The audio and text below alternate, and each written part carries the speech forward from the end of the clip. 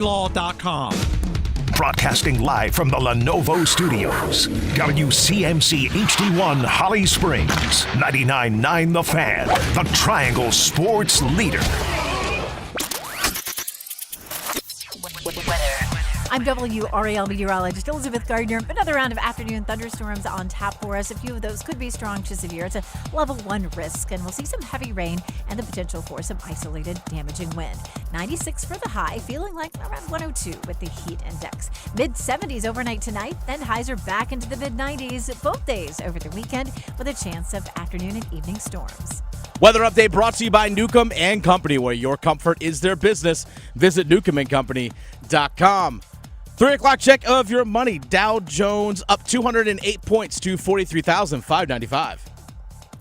Bryce in the pocket, steps up, eludes the rush, throws, end zone, caught, Adam Thielen, touchdown! He'll toss it that way to Hampton, and he is in. Touchdown, Carolina. Bailey, shotgun, snap left hashes, QB keeper, dives forward, touchdown. Bailey is third of the night. Cooper faces up with 5 and 4, drives Davis, spins, waiting, fades away, and hits! Game over! Series over! Sebastian! The Drive with Tim Donnelly on 99.9 The Fan. The Drive with Tim Donnelly, 99.9 The Fan. It's NHL Draft Day. First round, at least. All the rest of them will be tomorrow. This is 99.9 The Fan, and for at least one day, the Drive has the band back together. Dennis sitting in the producer's chair. I don't know what it's been a minute. I don't know what I'm doing over here. What's where? I don't know what things are. Fair. And you know what? That's probably appropriate for NHL Draft Day right now. Right? What's happening? So let's just jump straight into the Big 3 at 3.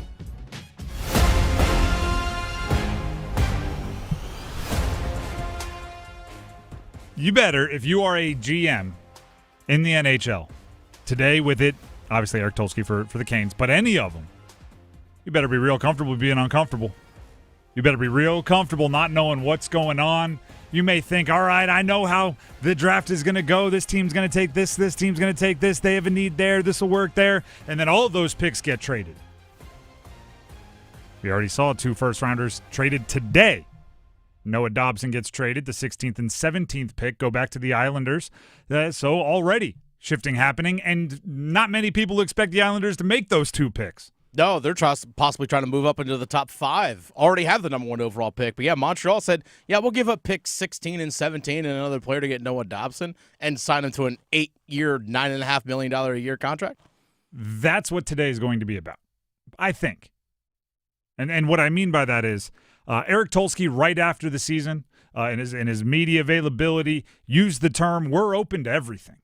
Right? We can use the picks. We can keep developing our prospects. We could trade the picks. We could trade the prospects.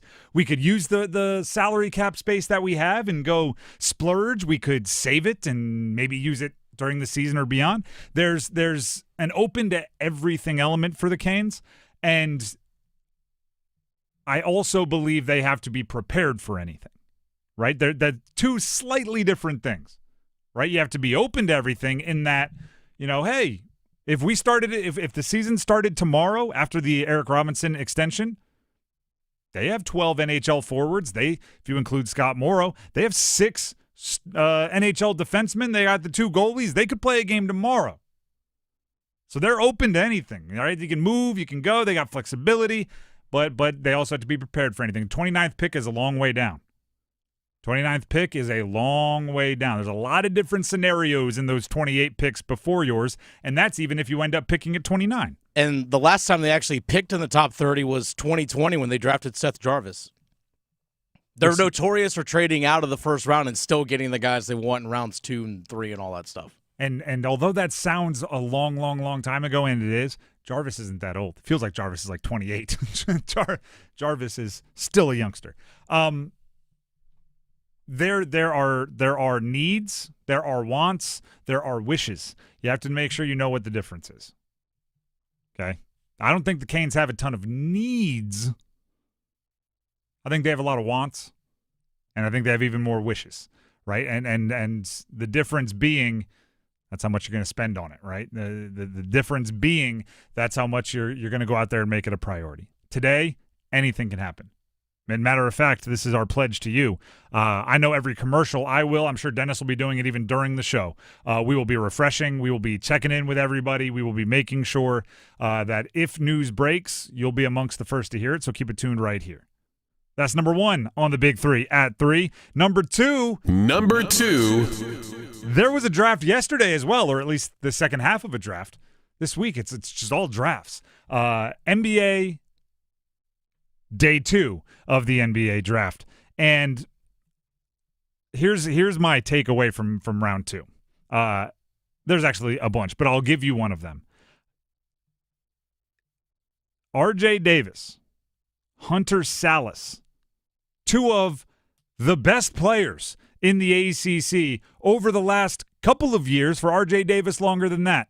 Hardware, trophies, statistical accomplishments. Those guys went undrafted, and it wasn't a surprise. Right? It's not like, oh my, how did they tumble? What do they know? Those guys kind of weren't expected. If they were, it was going to be right at the end. Chucky Hepburn from Louisville, the Defensive Player of the Year, undrafted. Mark Sears from Alabama, All-American.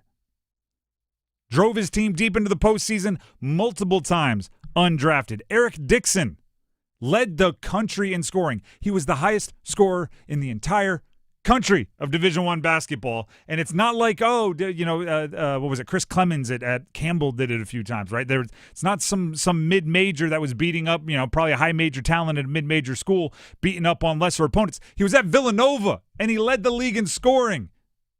Undrafted. If your dream is to play in the NBA, just know standards high. You are a great basketball player, not even a very good. You can be an unbelievable basketball player, not even sniff the NBA draft. I saw this reminder because I had that, my first response, because yesterday on the show we were talking about the second round, and Graham was producing, and he brought up R.J. Davis, and I almost chuckled at him like, oh, R.J.'s not getting drafted. And that right there opened my eyes to, like, how ridiculous is that? R.J. Davis was an ACC player of the – he was the Jerry West Award winner for the very best shooting guard in the entire country of college basketball. His name was brought up as one of the potential 60 names that could be heard in an NBA draft, and I 59 because one was forfeited, and I went, no. And that right there is the standard. So I was already kind of thinking about it. And then on social media, I saw someone that said, next time you see a youth parent yelling at an AAU tournament because they think their kid's going D1 and then straight to the NBA, just let them know. Probably just want to make sure your kid has fun. Probably just want to make sure your kid has some good memories from playing the sport growing up before they go get a real job, because it is darn near impossible. The NHL draft, remember I said they're going to do the first round today, then the rest tomorrow? That's not like the second round tomorrow. That's like they're going to do hundreds of picks tomorrow. Yeah, 2 through 7. They're rounds 2 through 7. Yeah. There will be over 200 picks by the time it's all said and done. And they fly off the board. They're like every 5 minutes. Boom, boom, boom, boom. So my point is, NBA is way more exclusive even than that. And the NHL is the best of the best of the best, unbelievably exclusive. It's an accomplishment to hear your name called in the 7th round. And it also makes it more impressive when somebody like Duke has all 5 of their starters drafted, because I just yelled about all these unbelievable players that weren't. Right? So if they weren't drafted, just imagine how good and or high potential the players that were drafted are. And Duke had all 5 of their starters.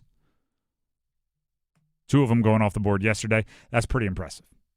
That's number 2 in the Big 3 at 3. And let's wrap it up with number 1. Number 1. I did that in reverse again. That's supposed to be number 3. Let's go with number 3. I have no idea why we go 1, 2, 3 for the Big 3 at 3, and then 5, 4, 3, 2. It's just to mess with me. Don't overthink it. That's all I do is overthink. And let's overthink this. Are the Carolina Panthers America's underdog? Are they suddenly America's team? Does everybody love the Carolina Panthers? Which it'd been a long time since you could say America loved the Carolina Panthers. Even when they were good and going to the Super Bowl, it felt like everybody reluctantly was like, yeah, I guess they're good. Rich Eisen, we'll play one bit of audio for you. We have more to come later. Rich Eisen thinks the Panthers can make a push for a playoff spot. They've got a lot of talent, and they got that young coach and Dave Canales from the Pete Carroll always compete positivity mantra. I mean, Bryce Young, if we can continue his upward swing, right?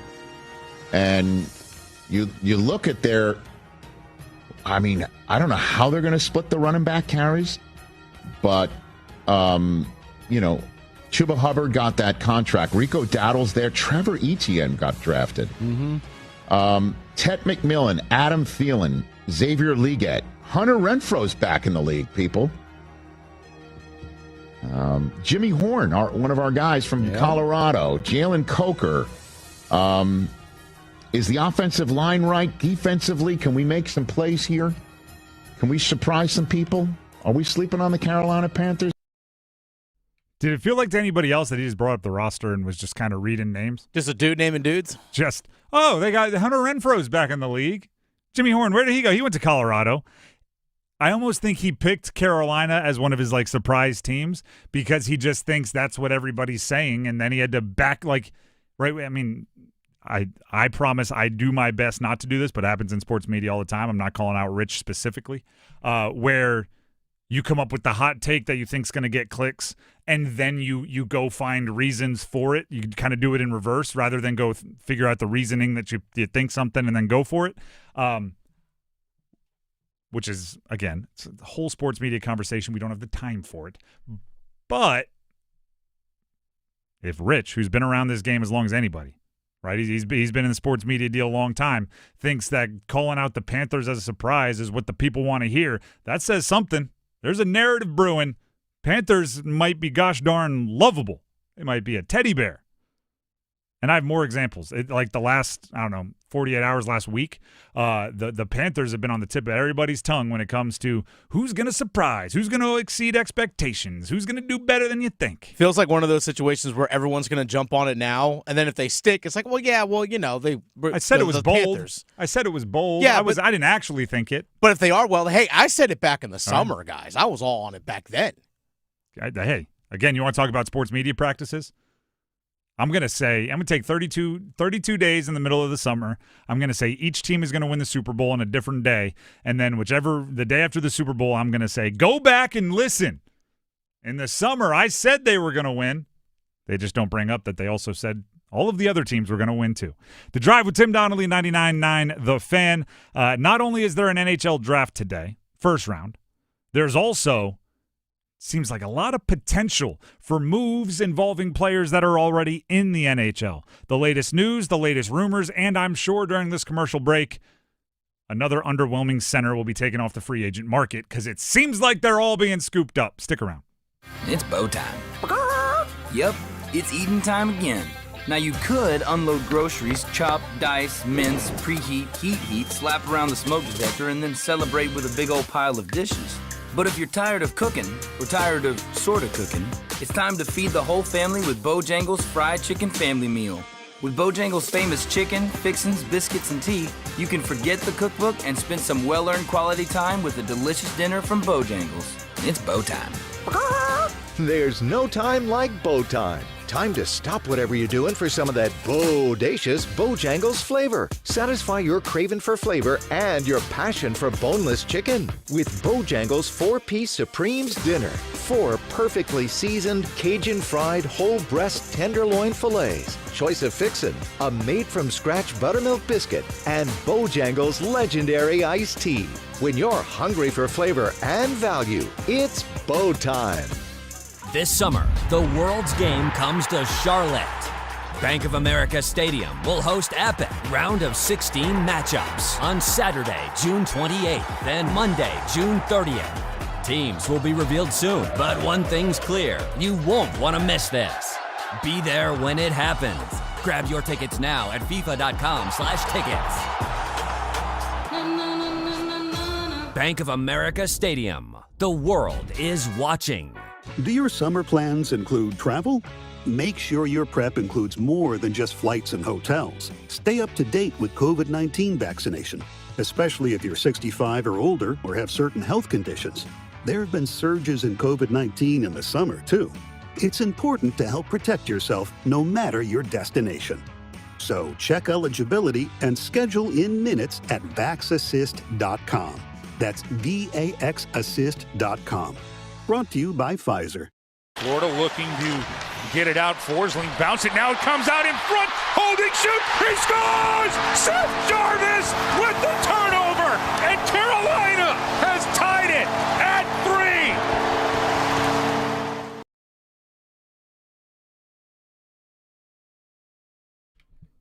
The Drive with Tim Donnelly, 99.9 The Fan. So I had started, Dennis, you haven't been around. Actually, I forget. Dennis has been doing his own. He's been on the Adam Gold Show. He's been gallivanting. You had a birthday while Yeah, birthday back on Sunday. Happy birthday. I was sick last week. Still feeling a little bit. Well, that's why there's glass between the exactly. host and producer studio. So I started a few of the last, 5 or 6 shows with basically just getting ahead of it and going, hey, everybody, nothing crazy in the NHL. Because it seems like at the end of every show I'm leaving it with, and if there's a big move, we'll be ready to break it down tomorrow. So you just get ahead of it, right? You start the show almost before the big 3 at 3 with Canes haven't made a big trade. There's no giant dominoes falling across the NHL. But there's little moves. And then we would go into, I don't know, like a Matt Duchene level signing or the Kane trade or whatever happened. There were a few of those moves, but it does feel like the Noah Dobson trade, which happened earlier today. Noah Dobson from the Islanders, 25-year-old right-handed defenseman, good player, traded to the Montreal. There we go. Got to make sure I got it all right. It wasn't the rumor that I was reporting. It was what actually happened. So he's traded to Montreal, and as part of that move, agreed to an 8-year, $9.5 million annual value extension with Montreal. The compensation being the 16th and 17th pick in today's draft. Emil Heineman, young player, 60 games this year, 10 goals, something like that. Which, by the way, reminder, the Islanders also have the number 1 pick. Yeah. So, right now they have, I think it's 9 total picks, including 1, 16, and 17 in the first round, and a relatively middle-of-the-pack second. That's a lot of draft capital. That's a move. That's one that matters. That's a team where Montreal is trying to, you're establishing your intentions, right? This was a move that they were doing to get better, and this was also the Islanders saying, we need something different, right? Where we're going to – I think they're almost trading for currency. Those picks were like trade chips, right? Give us more trade chips and we trust ourselves to go turn it into more value than Noah Dobson, particularly at the money he was asking. Everything else that's happened thus far, I think, is in preparation for moves. Okay? Things like Trent Frederick being locked up to an 8-year, $3.85, I think it was, million average annual value with Edmonton. Things like John Tavares staying in Toronto on a 4-year, $4 and change million average annual value contract. These are moves to set up their moves, if that makes any sense. This is, we need to know what we need and what we don't need. We need to know, all right, are we replacing this guy, or are we planning to have him around and building in part around this guy? And that's what all the moves have been up until the Noah Dobson move. And by the way, that's kind of the order they went. So I think now it has begun. Now the NHL offseason, it's real, okay? Now people are starting to put their chips. Bidding wars are starting to be settled. Teams are going to start making the intentioned moves rather than we want to keep all of our options or we want to know what we're shopping for moves. These are the ones that are going to start getting real. And with the draft tonight, some of those moves are going to have to be done before tonight, because if you're trading a first-round pick, they're going to want to make it. So they're going to want to know what player is being chosen. So with the draft starting this evening, 7 o'clock, it's like now you can't sit around and think about it and debate it anymore. Mm-hmm. Either you do it or you don't. And you mentioned the Noah Dobson trade getting picks 16 and 17 from Montreal. There's a lot of teams, including the New York Islanders themselves, that want to trade up and get James Higgins, who's actually from Long Island, probably to move into pick 4 or 5 to draft this young guy. A guy that could step in and play for you right away as probably as a center, but at least amongst your forwards can play right away. But also, not only is the Islanders looking to do that, Pittsburgh has picks 11 and 12. Mm-hmm. Do they try and move up to get Higgins, a young player that they can build around? I mean, the Islanders are looking at today going, hey, we're going to get Matthew Schaefer, number 1 overall, who basically fills the spot of Noah Dobson, the guy we traded away, and we might be able to get James Higgins as well, another guy that can step in and play for us right away. They might be looking, we're going to get younger, faster, and less expensive all at the same time. Islanders are making some moves, which is a team. How does that impact Carolina? They're in your division. Mm-hmm. You have to take that into account. And here's what I mean by, like, now it's begun. Aaron Portzline, who covers The Athletic for NHL Network, tweeted this out. He was told the Islanders wanted Columbus was also in the mix for Noah Dobson. Aaron Portzline says that the Islanders wanted both Columbus first-round picks, which would have been 14 and 20.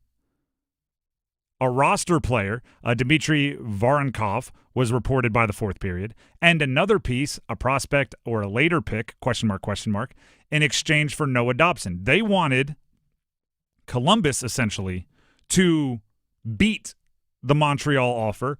Columbus wouldn't. Thus, they took the Canadiens' offer.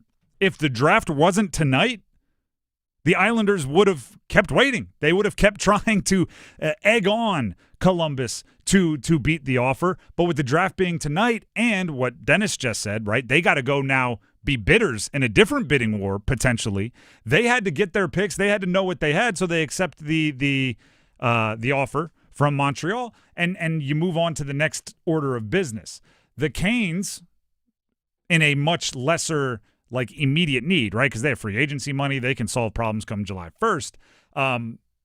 They need to know what bidding wars they want to get in. They need to monitor every situation. That's what today is about. Monitoring every situation and always have your fallback, right? I don't know if this works for, like, the 29th pick. I said this a lot for the Carolina Panthers going into the NFL draft. Have 8 names in front of you in order because they had the 8th overall pick. And that way, you know, you can talk to everybody about every trade. You can talk to everybody about every other situation. But you know, if you need to, you can look down at the paper in front of you and make the selection and come away with a player that you like because you had 8 names in front of you. I guess the same works. Have 29 names in front of you in order, 1 to 29. And if you're playing the game, you're monitoring every situation, you're listening to every deal, you're in the mix and time runs out, you can always look down at the paper in front of you and say, what's the highest player on our list that's available? And you can always pick at 29th. And with the as Dennis said earlier, with the history the Canes have at finding value with picks that seem like, I don't know, what do you get at the 29th pick? Or trading back, and I don't know, what do you get with the 36th pick? They usually find something there. So if you can do that, it's a good day, right? You don't have to walk away with a Noah Dobson. You don't have to walk away with some big, shiny deal. It'd be nice, right? If you get it for a value, if you get it for a price you like, and it improves your team. But if you just walk away today with either a trade back that you feel good about the value and picks you receive for 29 or a good player at the 29th pick, you know, your 16th player on your board, you get him at 29, that's a good day. That might be boring, but that's a good day. And there's still a long offseason to go, you know, fire off the fireworks in other directions. So the deadline is just if picks are involved in the move. You know, you could trade for somebody big time tomorrow if you're trading, you know, one of the 5 first-rounders you have in the 3 drafts most upcoming that aren't today's, or if you're trading prospects or players. Plus, Carolina has those 2 first-round picks in 2026. Yep. I mean, they can use a lot of different stuff today if they wanted to, or just like you said, over the weekend. Yeah, I mean, they could trade those anytime up till 2026. Yeah. But if they want to do them today, they could. Like, that's my point. And it's actually like today is this to be the holiday for what we've been celebrating all offseason, which is just the Canes have worked very, very hard. And they've been very, very diligent and very, very disciplined with every move they've made over the last 2 or 3 years to get to an offseason like this where the sky is the limit in every direction. Don't ruin it now, right? Be timely, be opportunistic. If you see a move you like, make it, but don't feel like you have to, right? You worked very hard to come to an offseason to have $27+ million in cap space, to have all those first-round picks that Dennis and I just referenced, to have the prospects, to have the core of your team locked into mostly exceptional, I believe, deals that will age very well, there's no reason for you to go, it's draft day, we have to do something, unless it's something you want to do. And if you really want to make a big move, yeah, float Svetch's name out there or something. Like, if you really want to get people riled up, there are ways you can pour a little gasoline on the fire, metaphorically. But only if you want to. Nobody pushes around Eric Tulsky is what I'm saying. The Drive with Tim Donnelly, 99.9 The Fan. I say this a lot where my son's 4, and I say, like, I want him to be a 5-star recruit in some sport, not because, like, I want to, be the stereotypical parent living through your kids. I'm just so curious about what coaches do to recruit 5-stars. I just want to be in the room and hear what they say. Like, I want a friend who is a GM in the NHL that lets me just be – remember back in the day when you had landlines, one upstairs, one downstairs? You could pick up the other receiver and just listen and not tell any – like, they wouldn't know you're there. I just want to hear Eric Tulsky's negotiating tactics. I never will, but I would love to hear it. I want to play like in a fantasy football league with him, just so I can call up and go, let's make a trade. I've got 2 first-rounders next year. I want to know. I want to know if in the moment I would know I'm getting fleeced, if I won't find out for, till 6 months later. And I'm like, my team is bad. Where did this go wrong? Like, I want to. Maybe that might be more possible. Maybe we can get Eric Tulsky in a fantasy football league. Maybe. The Drive with Tim Donnelly, 99.9 The Fan. Will someone sponsor that? Huh? Let's get like 6 celebrities, 6 fans, put him in a fantasy football league, not hockey, so he doesn't tip his hand in any way, and we go from there. I'll be at the Canes media thing for the draft tonight. I'll ask Tulsky. I'll ask him tonight. I think we might be able to use that question to get some better information. Right, yeah. I think we might be able to save that one for a slower part of the calendar. The Drive with Tim Donnelly, 99.9 The Fan. We have the Dean's List coming up next. And I'll tell you, at least one of them made me laugh out loud. I'll tell you what that one is coming up next.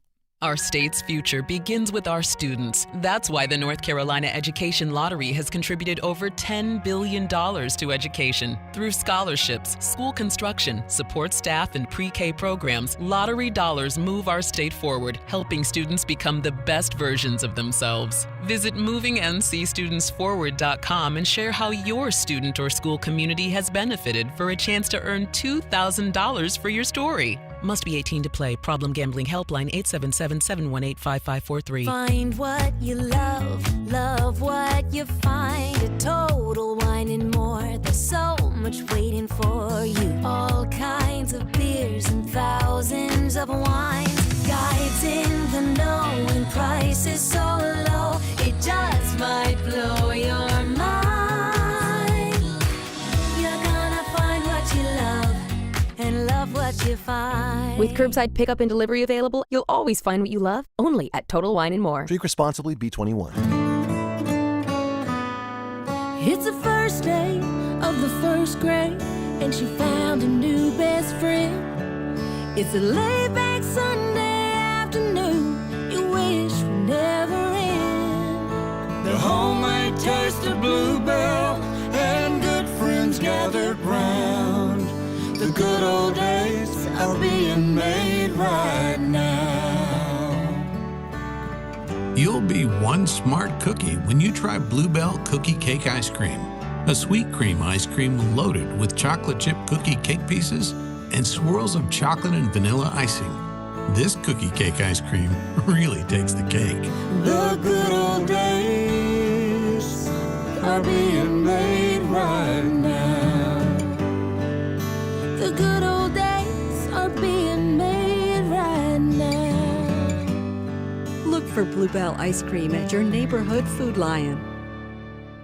Tired of hearing scary radio ads about the IRS? Tax Relief Advocates is different. TRA is here to tell you that if you owe money to the IRS, whether it's $5,000 or $500,000, we have a solution. TRA can eliminate or reduce what you owe to the IRS with zero risk to you. We have over 1,000 5-star reviews on Google and an A+ with a BBB. End your tax nightmare today by visiting TRA.com or call 800-583-6681. That's 800-583-6681. This summer, the world's game comes to Charlotte.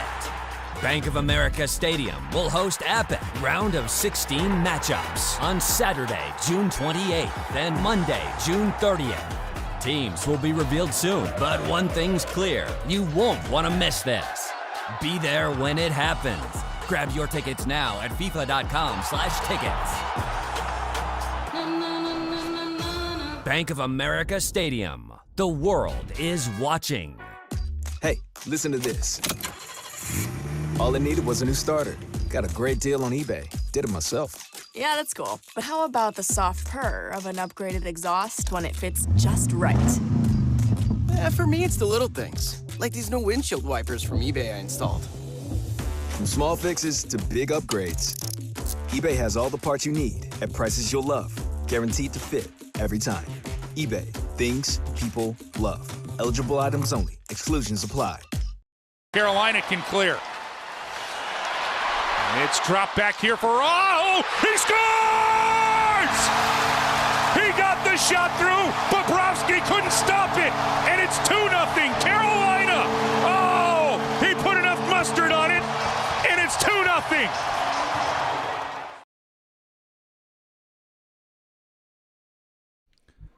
This is The Drive with Tim Donnelly, 99.9 The Fan. We promised you we will keep you updated on all the moves across the NHL, so we'll postpone the Dean's List for just a minute or two here. Pierre LeBrun, TSN Hockey Insider, I guess, senior NHL columnist at The Athletic, wears a whole bunch of hats. The insider of insider when it comes to the NHL, just about. Yeah, there you go. It's so much easier to just say it in regular language. Yeah. Columbus trading for Charlie Coyle from Colorado, which, not earth-shattering in any direction, but I think this shows you what that center market is and what it's expected to be. We already talked about, Trent Frederick got his deal. John Tavares got his deal. Now Coyle's being moved in a trade. I think a lot of teams are looking at the free agency center market and going, yeah, we better solve whatever center questions we can solve before we get to free agency, because we don't want to be tempted to spend on whatever's going to be available there. And kind of what Columbus did there.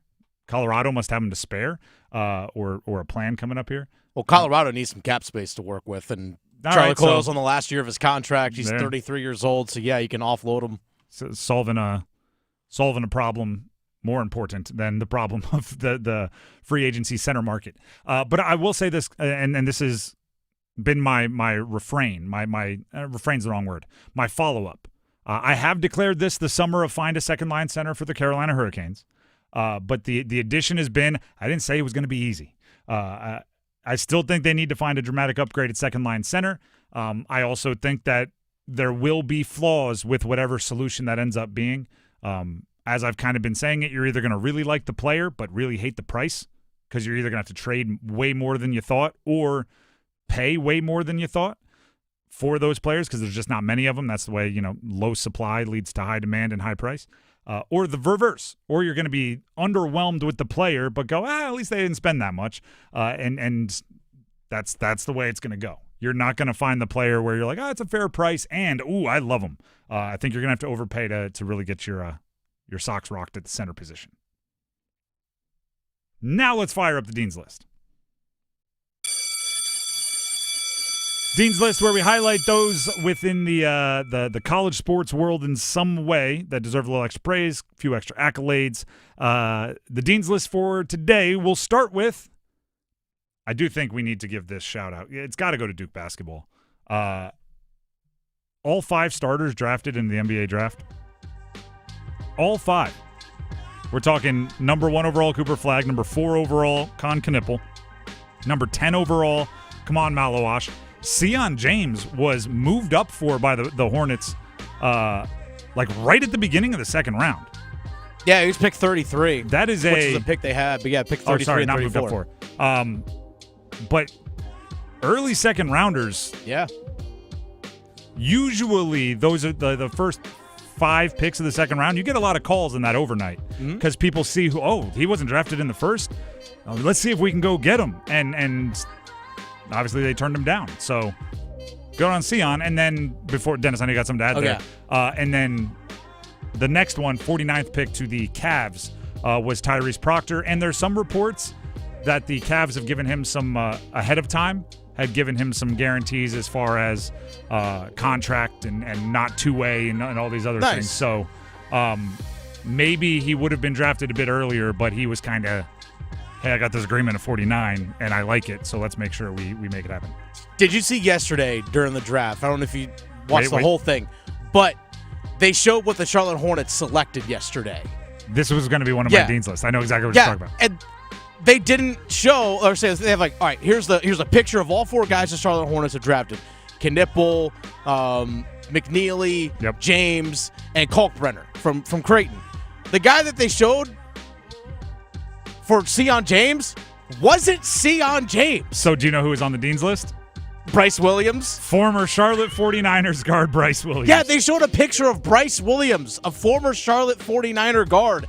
The guy wasn't even in the draft, but they showed a picture of him. As I'm like, that's not Sion James. And picture like in street clothes, just kind of folding his arms. Yeah. Like where'd you get this? It's not like he, I don't know, wore the same jersey at Duke in years past or had the same name even, or like there was Sion James, Bryce Williams. If I'm Bryce Williams, that's my new profile picture. That four, like that's my Twitter background. That's all of it because it's hilarious. And by the way, I was gonna say no disrespect, but kind of disrespect. ESPN botched so many things during this draft. It was awful. Their coverage was terrible. I'm not even talking about like the conversations or their analysis. At one point they said, all right, and here's Cooper Flagg, and they were zooming up from the like red carpet style, zooming up from the feet. Wasn't Cooper Flagg. So then they moved to someone else's shoes, and they're like, here's Cooper. Still wasn't Cooper Flagg. Then obviously this mix-up. There was, and this one's not the end of the world because it was obviously just a slip of the tongue, but nobody corrected it, where they called Cedric Coward Colin Cowherd. And there's Colin Cowherd getting the news that he's getting drafted, and it was Cedric Coward. So then obviously Colin Cowherd, the old ESPN radio personality who's now on Fox, had a field day with it on social media. He was having AI making him in Blazers uniforms and saying like they made a great pick. There was just a lot of flubs, I guess you could say, with the coverage. But guard Bryce Williams from the Charlotte 49ers, that's an all-time classic. That is an all-time classic. Staying at home, playing for the Hornets now. Hey, what? The Charlotte Hornets. There it is. Last one on the Dean's list. This one's been close to making the Dean's list last few days. We've run out of time. So I'm getting them on the list today before the end of the week. Texas State. Texas State, according to sources, have informed, this is ESPN sources, informed the Sun Belt that they are expecting an offer from the Pac-12 in the near future. The offer is expected this week because Texas State's exit fee to join the Pac-12, in agreement with the Sun Belt, doubles from $5 million to $10 million on July 1st. So they're expecting it all to get done before July 1st. That would make Texas State the 8th football member of the Pac-12, 9th overall, including Gonzaga. And you need to get to 8 in order to have a football conference and have conference champions and all. That's like the minimum. I got to give Texas State credit. I'm not even 100% sure most college football fans knew Texas State. They would have gone like, is that the Longhorns? And now they're going to be in the Pac-12. I think with the exception of Gonzaga, they're all state schools, like Oregon State, Washington State, Fresno State, Boise State, the state. This still blows my mind. The Pac-12 to me, I mean, it's USC, it's Oregon, it's Washington, it's UCLA, it's playing football for national championships. It's Arizona. It's quite frankly, now they're excited to add Texas State. No disrespect to Texas State. Actually, credit to Texas State for angling to put themselves in this position. But literally the Pac-12 is the only reason why I ever get worried about the ACC. Because I would assume, like, the ACC is too big to fail. Like, no, there's no way anything's going to happen. There's no way teams will run away and it'll collapse. But we just watched it happen to it. Pac-12 was on par or above many of the conferences that are still around in the power conferences. And now they are excited to add Texas State before their exit fee doubles to $10 million. I mean, in USC's prime, they would have gone like the Reggie Bush years. I don't know. I feel like Pete Carroll would have gone, what? It's going to double to $10 million? Yeah, hold on. Let me get my wallet. There you go. Let's bring them on in. USC's printing cash over here. Should I make a Reggie Bush recruiting joke? No, I will not. The Drive with Tim Donnelly, 99.9 The Fan. The Dean's List. Dismissed.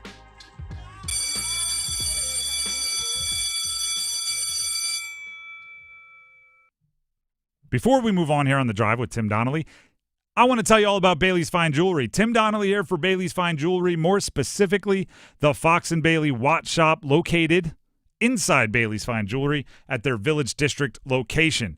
If you have any questions, I can't emphasize this enough.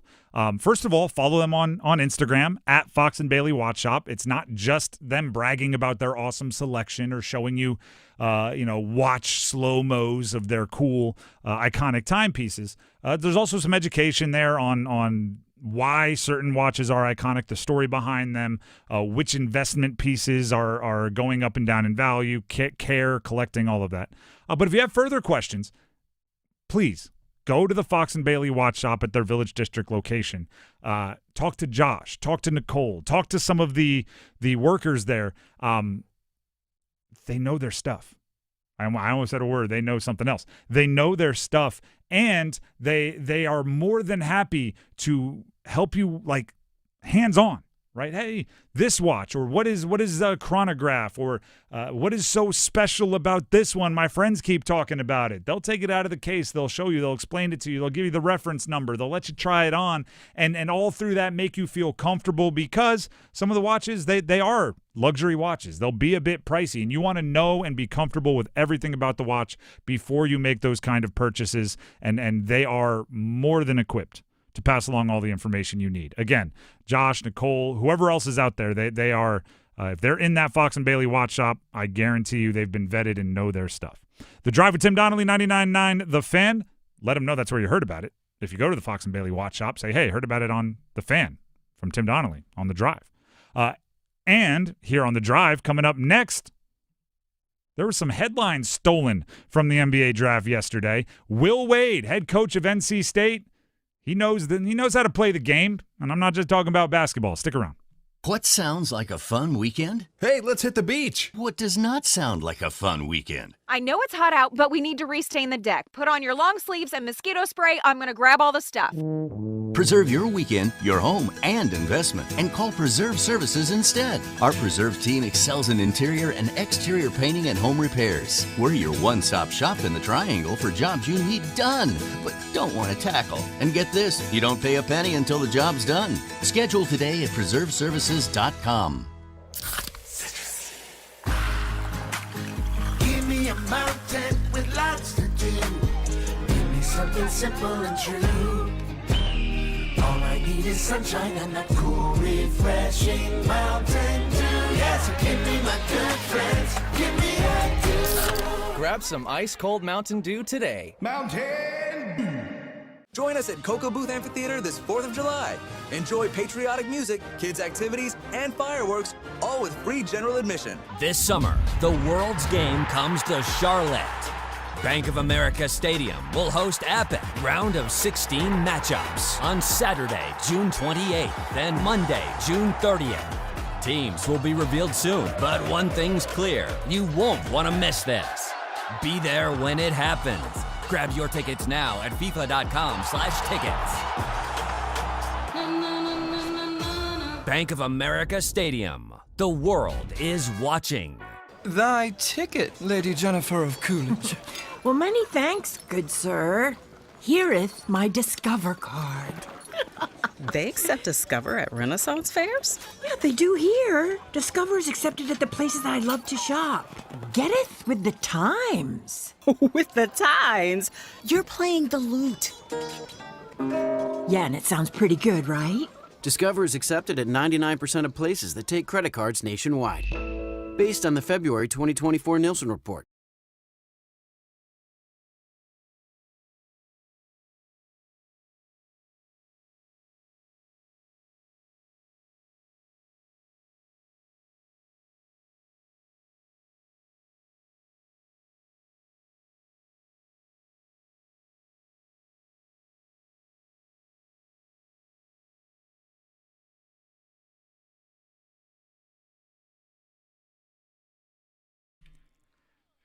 The Drive with Tim Donnelly, 99.9 The Fan. Will Wade took over the NC State basketball program this offseason. Will Wade continues to prove that he knows how to play the game. And I'm not just talking about basketball. I'm not saying he knows how to, scheme up a baseline out of bounds play coming out of a timeout with under 2. We still got to see that. He's proven that at McNeese. He's proven that at other parts of his career, but we have to see if that translates to his team at State this year. But I'm becoming more and more aware that he knows how to play the away from the court game. That is becoming more and more important. The modern basketball, media-driven, attention is currency, right? Buzz and Q score is important. Maybe even a little too much, but I like that because I'm an overanalyzer. So, keep giving me things to talk about. Day 2 of the draft was yesterday. Okay, day 2 of the draft was yesterday, and there was no chance really that an NC State player would be selected. There was chances that other ACC teams would have players picked, and other teams that they compete with for prospects would have picked, and his crosstown rivals and Duke and UNC both had players drafted on day 1. And so really what would normally happen in this situation is for a couple of days nobody would talk about NC State because there would be so much else going on. There would be players signing their free agent deals and deciding where they're going to go to summer league, and there would be Con Knipple for Duke was already practicing in Charlotte today. He was working out at the facility with the Hornets coaching staff. Like they're already, all of that is going on, and there would be no reason to talk about NC State. So what does Will do? Yesterday, he went on with John Rothstein of CBS Sports on his podcast, one of the biggest podcasts, and John Rothstein has 500,000 followers just on Twitter, and he's one of those guys that all year round is college basketball. So Will Wade goes there and kind of tries to fight headlines with headlines, right? So sure, the NBA talk may be about Duke having all 5 starters taken. The NBA talk may be about Drake Powell going right at the top of his mock draft range at 22nd overall when some had him falling into the second round.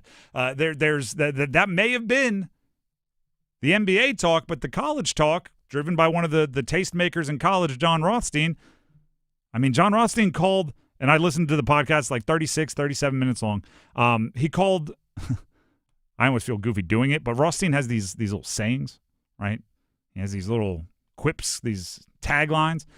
He called Will Wade the American gangster a whole bunch of times, and then he also called him the Raleigh renegade for a bunch of times. And I'm going like, you know what? That might stick. If there's no reason to be talking about your program, and somehow you got on one of the biggest podcasts in college basketball and had him calling you things like the American gangster and the Raleigh renegade, that's fighting headlines with headlines. Of course, we have some of the audio for you, and of course, we'll play it for you. There was a good amount of Will Wade kind of playing the hits, the stuff that he said on this show, the stuff that he said in his introductory press conference, the stuff that he said on other media deals. We're going to get better, we're going to build in the transfer portal early, and then hopefully a different strategy later, and all in that. And that's great. That's good. Get your messaging out. He also built, once again, as most state coaches do, built into the blue-collar nature of the school, which was the first clip we'll play for you. Here's Will Wade with Rothstein. We're the working man's school. We're a blue-collar, hard-working school. We got to find players that embrace that, and that want to be a part of that, and that want to represent who our people are. And I think that's who I am. I think that's who my staff is. I think if we find players that embrace that and want to be a part of that, that we're going to be very, very successful. Every time, and I know they all do it, when Dave Doran does it, right? We're the blue-collar, hard-working school. It does sound like you're talking to other schools going, hoity-toity. Oh, so Silver Spoon, and you know which schools that they would be talking about for that. Even though, part of what Will Wade does to the NC State basketball program is he brings a commitment and a financial commitment, and now they're spending NIL money. It's not like, They're going to the roofer. They're becoming roofers in July in Florida. You know what I mean? They're playing basketball and paying kids just like everybody else, but they're building that identity. The other thing they're doing is really hyping up Darion Williams. I am now expecting a better player from Darion Williams than we saw even at Texas Tech last year. Dennis, let's skip to the second Darion Williams clip. This is what Will Wade had to say. The question that was asked, to set it up, is there a player you've coached or a player you've watched that evokes memories of Darion Williams? Like, is there someone you can compare him to? And Will Wade's talked about trying to evolve Williams' game.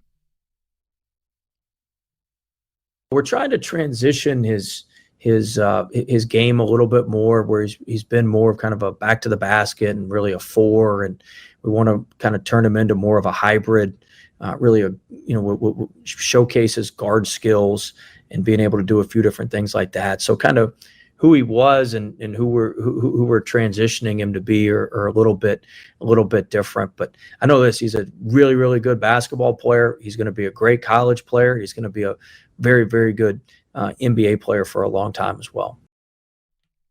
Interesting to go get one of the biggest, best players in the transfer portal by darn near every single ranking site out of Texas Tech. And then go, he's a back-to-the-basket player when he was scoring his 15 and 8 or whatever he was doing at Texas Tech and helping them become one of the best teams in the country. Let's turn him into a guard. Let's give him some guard skills. But maybe that just shows how talented the young man is. We'll play some more audio for you later, so we won't get to it all today. But then there's the thing that Will Wade does. Let's go to the last clip here. This is the one that not many coaches do. And I asked him about it when he was on the show last, and he kind of just said, well, what am I supposed to say? We're not going to win? And I get it, but also every other coach doesn't do this, right? There's a lot of coaches that coach speak their way through it. Will Wade, he says it, we're going to, not we want to, we're going to win, and it sounded like this. Well, we're going to win now. I mean, they want to win, we want to win, and we're going to win.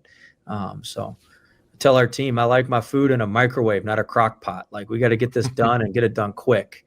There's no slow roast here. But look, I think, we got good players. That's the first part. You have good players, put it in the system, build it from the ground up with our foundation. And I think we got a chance to have a good team that's competitive. When I say competitive, we want to be in the top 4 of the league, get the double bye in the conference tournament, not play our first conference tournament game till Thursday, whenever that may be. And if you do that, by the time you tip off on Thursday, you're already going to be in the NCAA tournament. You're playing for seeding at that point, right? And you can be in good shape. And if we can do that consistently, over a 5-year span, that's our goal, to do that every year. And if we do that every year, we're going to like the results of most of those years. There's a certain numbing that I get to hearing coaches talk. Okay? And I'm sure for some of you it happens as well, like the true sports, like diehards that you catch all the press conferences where for most answers from head coaches, you tune out because you're just, I've heard this a million times before. So when something is unique, when something is said different, something is said that you don't hear often, is brought up, my ears perk up and I go, whoa. What Will Wade just said there is quite literally the exact opposite of what most coaches say. I like my food in a microwave, not in a what do you call it, a crock pot. Most coaches, in part to like as a job security move, they say like, oh, we're building this thing in a crock pot. It's a slow burn. We got to get the culture. And then over time, it's going to be what we want. Nobody wants the food in the microwave. You get the microwave food when you're lazy and you haven't planned dinner and you just go, I got some frozen stuff in the freezer. We can just throw it in the microwave. We could be eating in 2 minutes and 45 seconds. Like that's what he wants. That's so different. Most coaches say things like, Rome wasn't built in a day. Most coaches say, like, we're just trying to get 1% better each day, and hopefully when we look back on the long trip, we've accomplished our goals. And instead, he's like, no, we want to win. We want to win now. And then the other thing coaches do is they usually avoid putting thresholds, right? Other than saying things like, our goal is always to win a national championship, and where they go out of their way to make you know that they think everyone should be saying that, right? Every coach every team that's worth their weight in salt is going to say that their goal is to win championships. So our goal is to win championships. I'm like, all right, well, you just negated saying it because you're saying it doesn't matter how good you are. You should always say it. He goes, oh, no, we're going to win. We're going to win now. And what does winning mean? It means being one of the top 4 teams in the ACC and getting the double bye and not playing until Thursday in the ACC tournament. Again, where most coaches don't set those thresholds so they can't fail, right? At the end of the day, right, they start playing on Tuesday and they get eliminated by Wednesday, and then their post-game press conference is, our goal is always to develop these young people into young men, and we've gotten better and we've improved every day. I know our win-loss record may not show it, but this season was a success.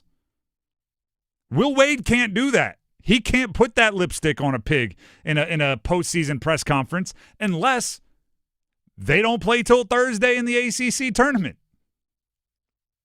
He has put a actual deal on there. It's unusual and it's different.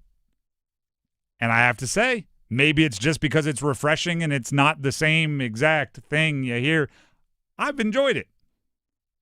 And to say it when everybody else is talking about all the players getting drafted, that's just like a modern basketball ninja move. Let me steal a couple of headlines here. Let me steal some. I almost said column inches, like we were in the 1920s writing newspaper. Yeah, going above the fold here. Yeah, exactly. Let me see if we can sneak one on the side column above the fold. No, but it's grabbing a couple links on some blogs. It's saying Drake Powell higher than expected. Duke, all 5 starters drafted. Will Wade guarantees top 4 in the ACC. Like you're stealing some headlines, some column inches for the old timers. The Drive with Tim Donnelly, 99.9 The Fan. I'm gonna steal some of your time with some football at 4 coming up next. This would be above the fold if we were a newspaper. Stick around.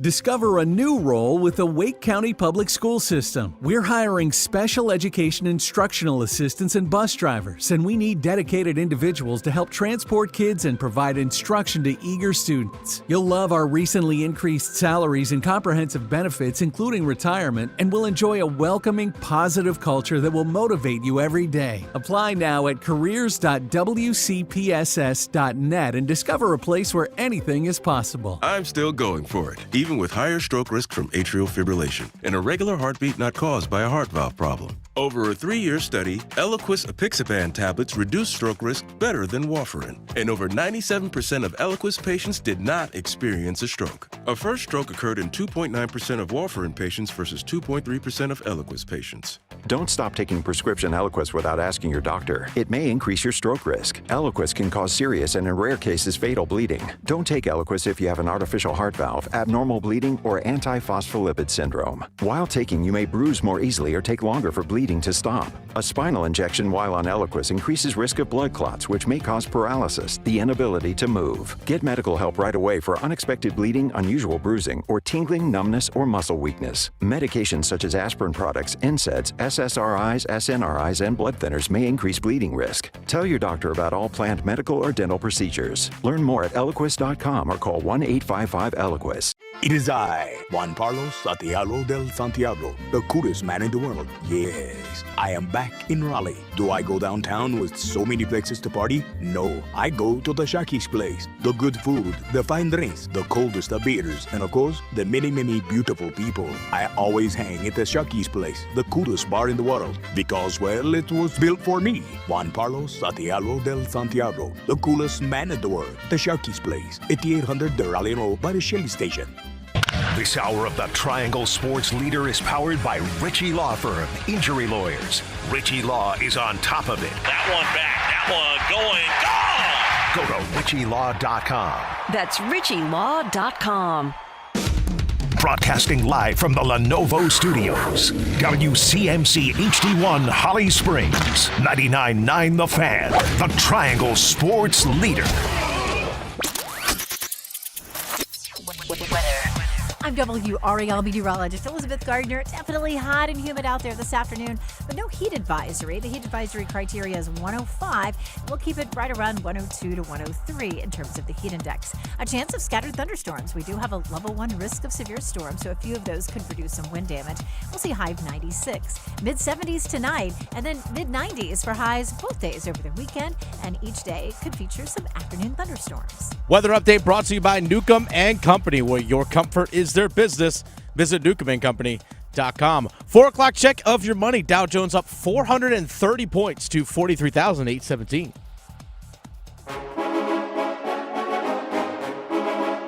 Let's move the chains. Time for football at 4. The Drive with Tim Donnelly here on 99.9 The Fan. Thank you for starting your weekend with us. Maybe you're 9 to 5, but it's 4 o'clock. It's hot out. It's done. Yeah. Let's fire up the weekend. And I appreciate you if you're in that situation and you fired up the weekend with us. The Drive on 99.9 The Fan. I greatly appreciate that. If you're a Panther fan, I don't know if this is good or bad news. I mean, I'm talking Carolina Panthers, by the way. How long after a Canes Florida Panthers series do I have to clarify that I'm talking about the Carolina Panthers? Are we past that point where I can just say Panthers, everybody knows? Yeah, we're past that statute. I need to break that habit that I forced onto myself like 2 weeks ago.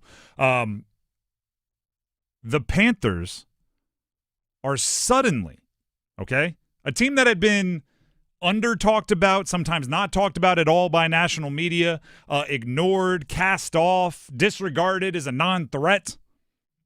Only time they're brought up is when you're talking like, let's do some yuck reverse power rankings and start at the bottom of the league. Like, that's the only time the Panthers were brought up over the last few years. And then suddenly, every time I turn my head, every time I turn on my television, every time I go to listen to a sports pod,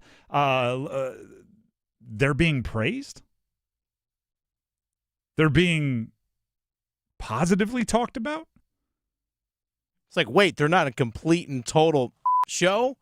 And part of me is going like, I don't know, if I were to walk in, like everyone here in the office is friendly, right? Hey, how's it going? When you arrive at our office, hey, good morning. Hey, how's it going? Hey, how was your weekend? Like, we do that stuff. But if everybody suddenly was like, goodness gracious, Tim, you're looking fantastic. Oh, have you been working out? Hey, stop by my desk before lunch. I've had fresh baked cookies. Like, if everybody did that, I'd be looking around going like, am I getting fired today? Like, what does everybody know that I don't know? Why is everybody being so nice? Right? Is my eye bruised or something? Do I look like, do I look that tired? What is wrong here? Because you may go to is he now back? He's back with ESPN announced. I don't know if he's actually back with ESPN yet. Fubo TV, wherever he is. Rich Eisen, you know who he is. Seen him on YouTube. Seen him on ESPN. Seen him all over.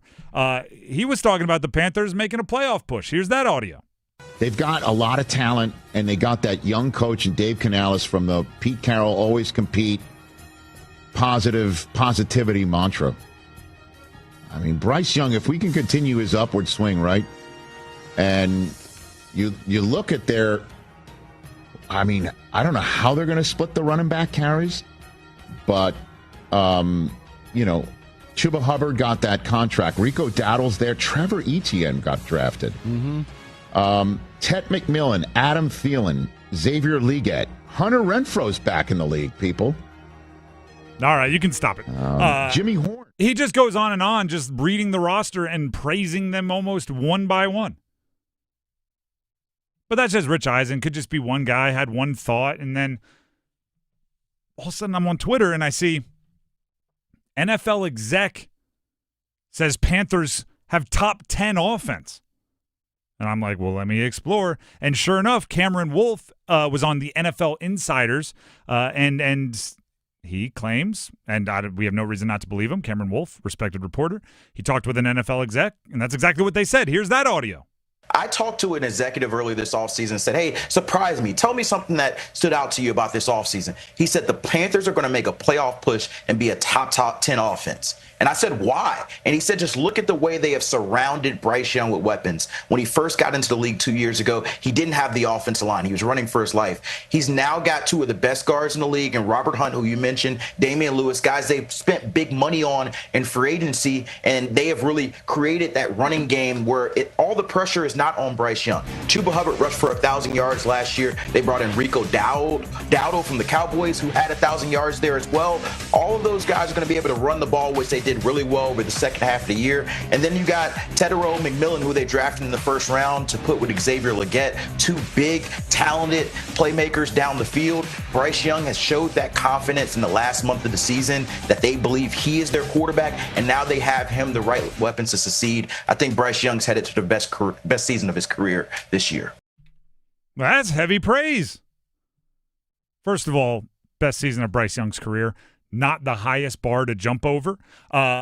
Start all 3,000 yards. There you go. There you go. Not a high bar. The NFL, the official NFL account at NFL on Twitter yesterday.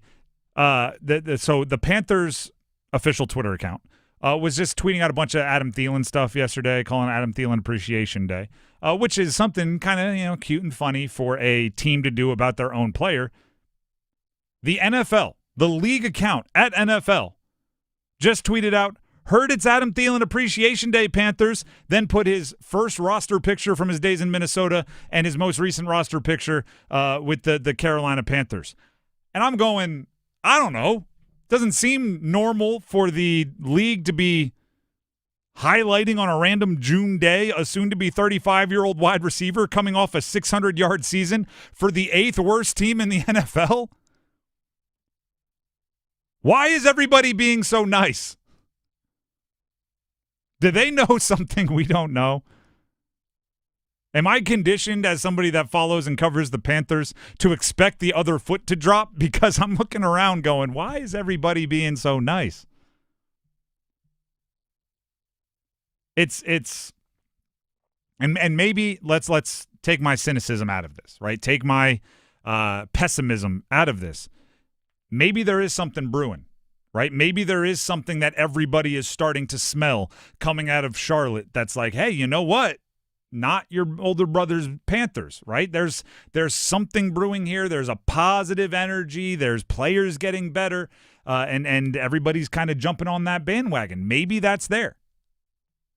And as you learn in American society, and probably society elsewhere, I'm just not as familiar, people like to root for kind of the upstart. Right? Everybody roots for you early on in your build. The little engine that could, right? Oh, this team's been bad for a bunch of years.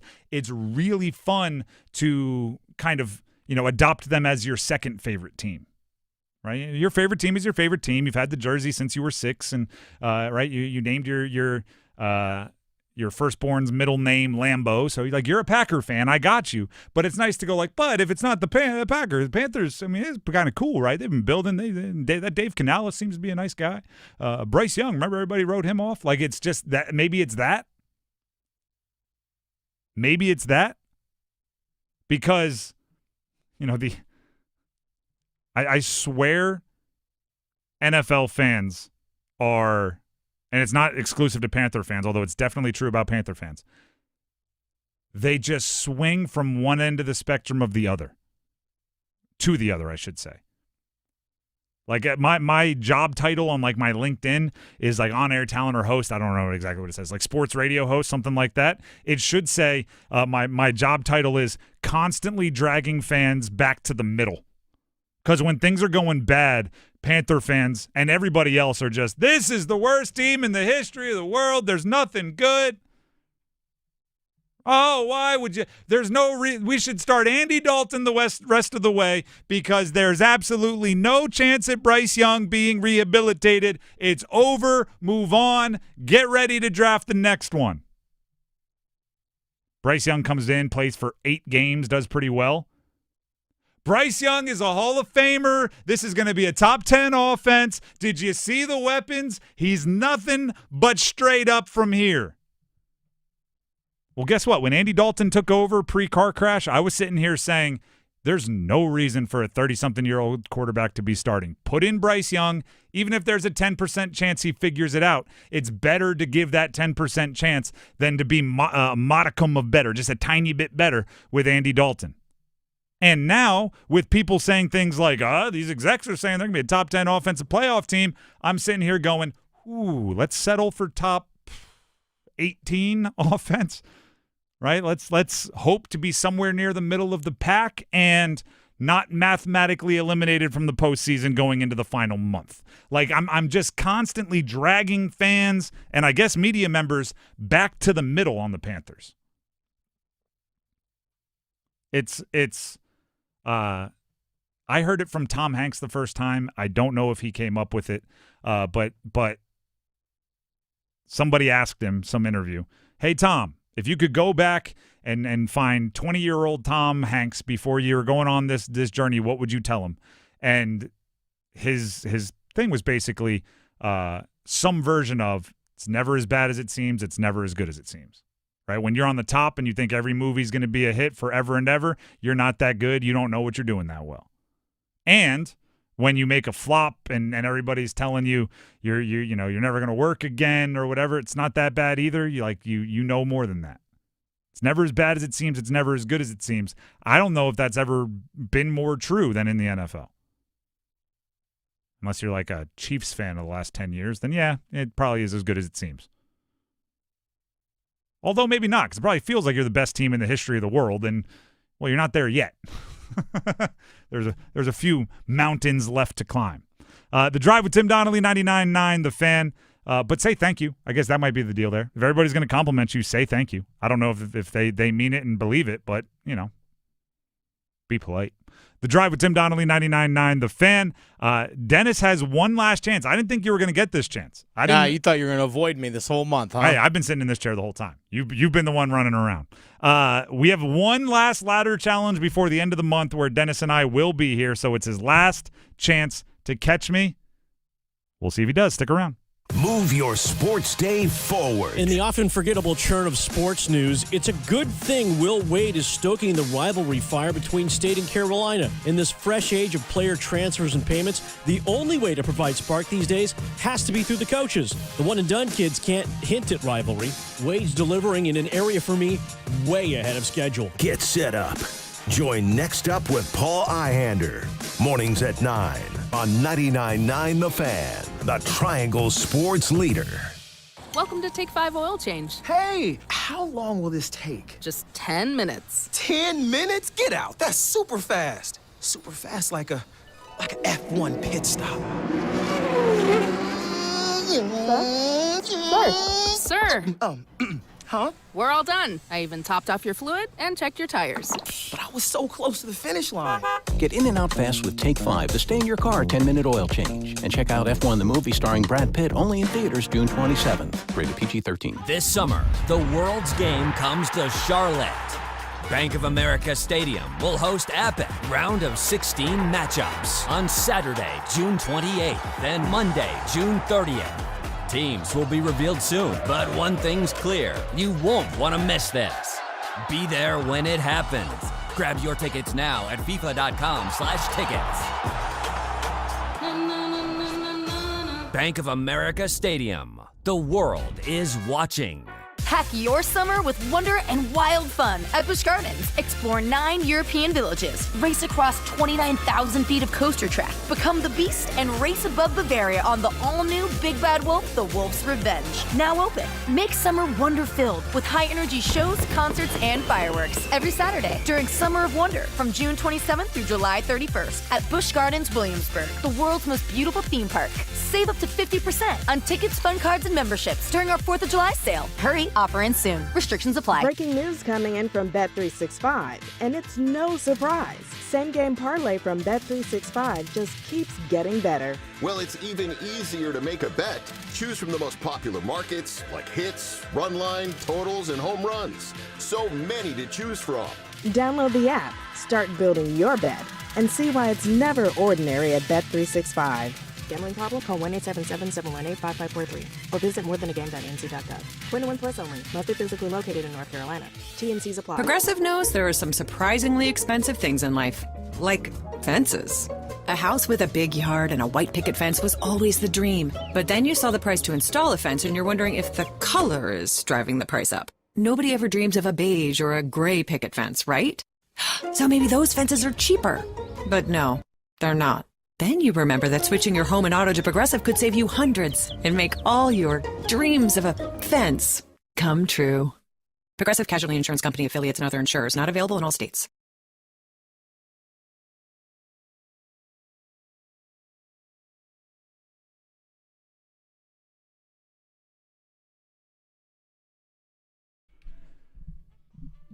The Drive with Tim Donnelly, 99.9 The Fan. So I haven't explained this in a while,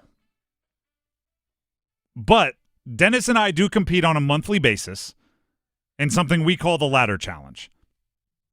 Now, we've tweaked the rules a bit for the summer. Normally, there's limits on what kind of bets we can place and the odds, but for the summer, we've gone. It's like freestyle, right? We've gotten out of the butterfly, which has all of the rules on how you can kick and how you can swim, and we've gone freestyle, right? Fastest from wall to wall. So there's no limits on betting. You can go in any direction, which does add a bit of strategy, okay? Dennis and I haven't been on the same show in a while, and this will show you how long it's been. The last time we had a ladder challenge, I hit on a first goal scorer prediction for Brad Marchand. And made a nice little bit of money. It was a plus 1,800 bet, which gave me the lead. Now, I thought Dennis and I weren't going to be on the same show again until after the end of June, so the trophy would just make its way into the host studio for the month. Not getting rid of me that easy, Tim. But Dennis, actually, he moved people's schedules. He kicked off Graham. Graham was in tears. But Dennis said, no, I have to produce because he wants to have a shot at the ladder challenge. I'm lying and making that up. But it did give me, now that Dennis is here, it does give me a question of honor.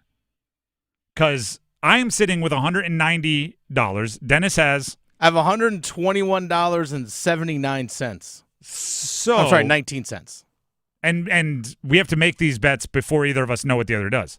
So we're kind of in like a Jeopardy situation where I have to try to guess how much, like Dennis might just try to beat my 190, but then I might just, or he might just not do it at all, but I could find a minus 10,000 bet that's very likely to hit and just go from like 190 to 191 and guarantee myself at least that much money and just bet that Dennis isn't going to win enough to go over the top. There's strategy here. But guess what else is also true? I've seen a movie starring Cuba Gooding Jr. and Robert De Niro with a supporting character from Topher Grace. Do you know what movie that is called, Dennis?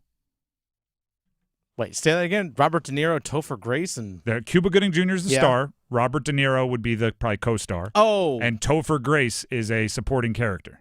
What is the name of that movie? Men of Honor. Men of Honor, yes. Men of Honor is the movie, and I have some honor, so I made a real bet here. Okay. I am not going prevent defense. I am not trying to run out the clock by taking knees. And because it is a pick of honor, I'm dependent on my New York Mets. Oh. I'm going as a Mets fan, only a Mets fan could, with the game on the line. Mets on the money line versus the Pirates. I need a win for the Mets, which will win me the month. By the way, the Pirates without Skeens, they do kind of stink, so it's not like I'm going, it's not plus 200. It's minus 309 when I placed it this morning. They take 190 up to $321.94. I am going for real money here. It is a game of honor. I refuse to play prevent. I refuse to take the ball and go home. Let's go, Mets. Let's go, I mean, Mets. unless my bet is of such high value that even if you do win, I can still jump you. You could go for a you'd probably have to be like plus 120 at least. What are we like? Because you're 120. Yeah, I'm actually more than that. It'd have to be $121.19. more than that. It'd have to be more than that. I'm bad at math on air. So my pick is, I'm actually going to go with the Boston Red Sox at home against the Toronto Blue Jays, minus 1.5 runs. So this is the pick that I made. So my $121.19 would be $312.67. So if they both hit, I still win. I think so. So that was the bet that I had already previously made. I was going to say that actually that does show. That's like, I'm not saying this because it's a game of honor, right? That's about as bad as you could do. Yeah. As far as making like odds picks, because if even if you win, you're below me. So it would have been better to just go minus 10,000 and try to keep your 120 and hope I get wrong. But you also saw a movie with Robert De Niro and Cuba Gooding Jr. with a sporting character, Topher Grace. But even if I went with like a minus 120, like I would have gotten above that 195. So that's kind of the So you were trying to just get it. All right, that makes sense. You were just trying to get above in case I did play prevent. Mm-hmm. But instead, I went for it. Let's go, Mets. Whoever wins has the most money tomorrow will have the most money for the rest of the month because we're not on the show again until next month. The Drive with Tim Donnelly together. The Drive with Tim Donnelly 99.9 The Fan. That is the ladder challenge. The NHL Draft is tonight, so let's move on to talk about that. We hinted at this earlier, right? The NFL Draft is a land of opportunities. Really, every draft is a land of opportunities. If you have picks, you go into it thinking the entire trajectory of your franchise is going to change. This is the one that gets you the star, makes the trade, that completes the team. Like it's optimism, especially for a team like the Canes with so many different options and so many different things other teams could do that they have to react to, other trades that could be made, other picks that could surprise. Listen, I'll give you some names that I've read. I am not going to sit here and act, because it would be an act, like I watch a lot of WHL games, okay? I'm not going to sit here and act like I watch a lot of college hockey games. There's plenty of hockey to keep me more than entertained from the Canes and the other NHL teams, so I'm not grinding Arizona State hockey, all right? But I can give you some names that some others that have done the research have mocked to the Canes if they stick and pick at 29. Okay, so you're not big on watching the Medicine Hat Tigers or anything like that? Western Hockey League? No, I am not, to be okay, that's fair. The Edmonton, it's Oil Kings or something like that. A forward by the name of Will Horcuff from Michigan, 6'4", 490 pounds, has been mocked to the Canes. A defenseman, Blake Fiddler. These are good names. I'll give you that much. WHL, plays for that Edmonton squad I talked about, 6'4", 209. A forward named Riker Lee out of Madison of the USHL. Kind of fits the Canes size-wise, 6 foot, 170. And another forward named Cullen Potter.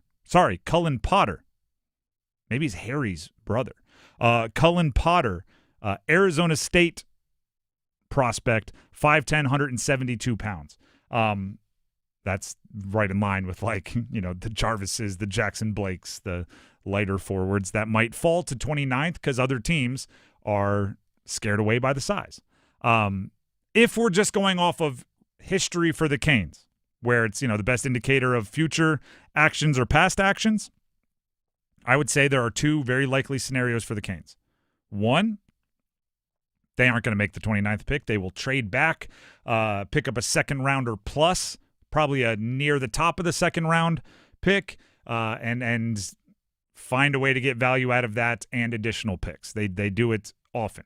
I remember having a very similar take going into last year's draft, and it's exactly what they did. Exactly what they did. Quite literally. They haven't picked above 30th.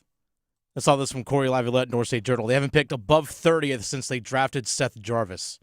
So that 2020. That's one way to track it. The other way would be the Seth Jarvis way, which is you get a player with the 29th pick, and the first thing they'll say on the draft coverage is, if this player were 3 inches taller and 15 pounds heavier, they'd be taken in the top 10. The Canes get value out of their analytics or their philosophy, not necessarily downgrading as much as other teams do for size, which is how you end up with a Seth Jarvis, right? Who many said, hey, if this guy were 6'2", 200, he might be a top 5 pick, but would they get him at like 13th, something like that? 13th? That's the kind of pick that they often make. So if you're just looking at past kind of trends and habits, that would be the prediction. I will never get off of this particular soapbox. Your scouting department knows more about hockey than I do. Spoiler alert. They have forgotten more about hockey than I do. So I don't care what order you put them in. I'm not going to tell you yes or no. This guy should be 3rd. That guy's 17th. What are you doing? He's not a first rounder. All I'm saying is once you make your suggestions, once you make your evaluations, once you get all of your smart minds into a room and put together your big board, you go best player available. I do not care about positions of need in the NHL draft. And I'll use an example of a tweet that grinds my gears, and it comes from a person I actually just jumped on their podcast not long ago as a guest. So we're friends, and friends can disagree. I'm not saying this to knock him, but Zach Martin, who covers the team, hosted the Surge Cast. I believe I was a guest on his Locked On Hurricanes podcast of the Locked On Network. Hockey writer, bunch of outlets. He tweeted this out earlier today. If the Carolina Hurricanes stick with the 29th overall pick, the hope it's Cole McKinney from the U.S. Hockey National Team Development Program, a right shot center who's viewed as a penalty kill and face-off specialist, a two-way player who fits the system perfectly. Plus, Michigan knows how to develop its players because the player is committed to Michigan. I can't say this enough. If he's the best player available when you draft at 29th, fantastic. Go grab Cole McKinney. As I said, I don't watch much Michigan or U.S. National Team Development Program hockey. I do not care that he's a right shot center because, the Canes need right shot centers. You draft the best player available because that is hard enough. Don't pigeonhole yourself. There's no guarantee the 29th pick will ever see an NHL uniform. Let alone if you go, you know what? Let's eliminate the defensemen. Let's eliminate left shot centers. We need a right shot center. That's what you do in free agency. That's what you do in trades where you're like, we have a specific hole. We can go pick an NHL player to fill this one puzzle piece sized hole. Let's say, can that guy play right now? Can he play right now? Because if that's the case, go for it. If there's a right shot center that can play right now in the NHL, he ain't at 29. Yeah. He's not available at the end of the first round. And if he is, 28 teams above you are dumb. Yeah. Or it's a completely loaded class. There's 8 guys with the last name Gretzky going in the top 10. It's like, all right, I see what's going on here. Best player available. If you want something to fill a need, right? Maybe you do want that 29th pick to fill a need. Guess how you do it? You trade it for a player that could fill a need, and you'll probably have to throw more on top of it, right? The pick plus. But that's how it works in sports or in leagues like the NHL, and I would say Major League Baseball as well. Trust me, if the best player available when you pick just happens to be at a position where you're strong at, right? Like Dennis, how many times have you said that the Canes have a log jam at winger, right? They just got a bunch of them, particularly middle six wingers. And if you look at the mock drafts, again, I'm leaning on the experts for the mock draft talk. If you look at the bottom of the first half, bottom of the first round, a lot of like the top projections for guys are top 6 forward or a middle 6 forward, right? There's very few guys drafted at the bottom of the first round where a likelihood of their NHL career is like first line center, right? That it's just more tempered down than that. So my point is this: if the Canes have, I'll make it very obvious. This will be an over-exaggeration. If they have 8 stud defensemen, 4 right-handed, 4 left-handed. They're all studs, and they're all under contract for the next 6 years. Okay? This is a utopia. And you come up to pick in the draft, and the best player available is a defenseman. Pick him. Do you know why? Because if that player develops really well and turns into a star, you will not have a hard time trading a stud defensive prospect in a year or 2 or 2 or 3 years. And if the player becomes such a good prospect that you can't potentially think about trading him, you will not have a hard time trading one of those established defensemen you have in your NHL lineup to make room for your unbelievably star prospect. The draft is about, unless where you're drafting it like the top, right? Unless you're drafting Connor Bedard and you know, like, hey, this one, we're not going to need him to marinate in the AHL for 2 years. Unless you're drafting one of those top guys, and the Canes hopefully will not be drafting that high for a very long time, you are just about making your team better by increasing the value of your assets.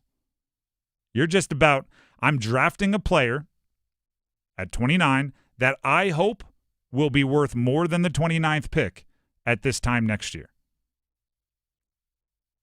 Hopefully a lot more. Hopefully, I mean, your hopes can go as high as the sky, but best player available. So what did I do? I listed 4 players that I read off in mock drafts somewhere on the internet. I added from Zach Martin to the Locked On Hurricanes, Cole McKinney. So 5 names. If this were football, a sport that I do consider myself an expert at, I would tell you which one I want, right? And I would tell you why, and I would give you all. In hockey, I'm going, all right, there's 5 names there. Whichever one you think is the best, Eric Tulsky. Like this, I am an empowering owner as an owner of a hockey team. I hire my hockey people, and I let them do hockey things. If you want to have prospects, you want to draft prospects that people want 3 years from now.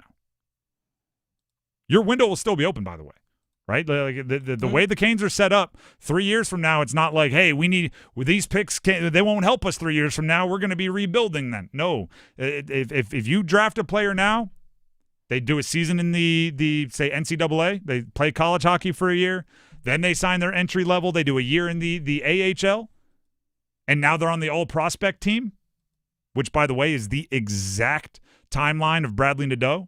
Drafted, played a year at Maine, signed his entry level, made his debut at the very end of last season in the NHL for 1 game, then did this whole season in the AHL, named to the all-prospect team. If that happens, you'll still be in the middle of the Canes Stanley Cup window with Aho and Jarvis and all these guys on the contracts they're on now, and you will have a top-level prospect that either you can make room for on the big league club if he's at a position that you need, or you can send out as a trade chip to bring back what you do need to continue that Stanley Cup window as long as you want. Nobody will sit around and go, but we needed a right shot center. It's like, well, yeah, then now we just need value. You just need players. Actually, Bradley Nadeau is a great example because they are kind of overloaded with wingers. And if they sign 1 or 2 in free agency, there might not be a spot for him on the big league club. No. But nobody is going to sit here and complain about having one of the AHL all-prospect team players in your system. And it might help you increase one of those wingers, or might help you get a right-handed defenseman, or might help you get a center if he's part of the trade on the way out. It's about building value. It's about taking the best players, best player available. The center market is dried up right now. Gone. Are you talking free agency? Yeah, free agency. Yes. It's dried up. So John Tavares re-signed with the Toronto Maple Leafs today. So you had that. Mm-hmm. Sam Bennett's probably going to re-sign with the Florida Panthers. I would say energy spent getting ready to make Sam Bennett an offer is likely energy wasted. Brock Nelson has re-signed with the Colorado Avalanche. Matt Duchene is re-signed. Trent Frederick is re-signed. Trent Frederick re-signed. Like, it's a thin market. Like, there's Pius Suter from Vancouver is like the biggest free agent center out there, and he's at best a third center. Mm-hmm. You already have that on your team. Like, that's the thing. Like, if you're going to have to make a move, some of these young prospects and stuff that you've built up over the years, you're going to have to package some of that in order to move and get somebody. And you can replenish that. Yeah, you can certainly replenish it. You're deep enough right now, but we've seen Charlie Coyle get traded, who's probably going to be a third center with the Columbus Blue Jackets. He got traded from Colorado, he and Miles Wood, to the Columbus Blue Jackets. Colorado clears up like $7.75 million in cap space. They have some guys they need to re-sign, but we're seeing a bunch of guys get moved already. And what's available out there truly for Tulsky to go ahead and get? It's not a lot of options. Very, very true. The only pushback I would have is 20 minutes before the acquisition trade of Mikko Rantanen took place, I would have told you Mikko Rantanen wasn't available either. So Eric Tulsky can find guys where it doesn't look like they're available, but you got to pay the price, right? You got to. It's going to cost a lot. Yeah. Well, depending on who it is. Hopefully it costs a lot because that means you're getting something back that's awesome, and I think they are top shelf shopping this offseason. If you're getting a top 2 center, every team in the NHL knows what it's going to cost to get, and it's not going to be cheap. And if they don't, if somebody is selling a second line center or maybe their top line center, and they don't let it be known by everyone in the league, that's malpractice on their part. It's we've seen it happen a few times, not in the NHL recently, but. Reportedly, Rafael Devers, one of the best hitters in baseball, was traded from the Red Sox, and the immediate reports after were they didn't even shop him, right? The Red Sox just traded him to the Giants and didn't even get the bidding war going. Luka Doncic was traded, one of the best players in the NBA, from the Dallas Mavericks, and immediately, darn near half the league leaked to NBA insiders, we didn't even know he was available. We could have outbid the Lakers. So it does happen. I would say it only happens when teams are run poorly, but it does happen where great players are moved and the whole league doesn't know about it. But if I were running an NHL team and for whatever reason I thought I could part ways with a top 2-line center, I mean, I might buy a billboard in each NHL city saying like, last offer, best offer by 3:00 on draft day, and make sure everybody knows, I'd hire livestock auctioneer from the Midwest to be up there and be like, we got three first-round picks and a young player, four first-round picks and a young player. Do I hear? Like, get after it with that.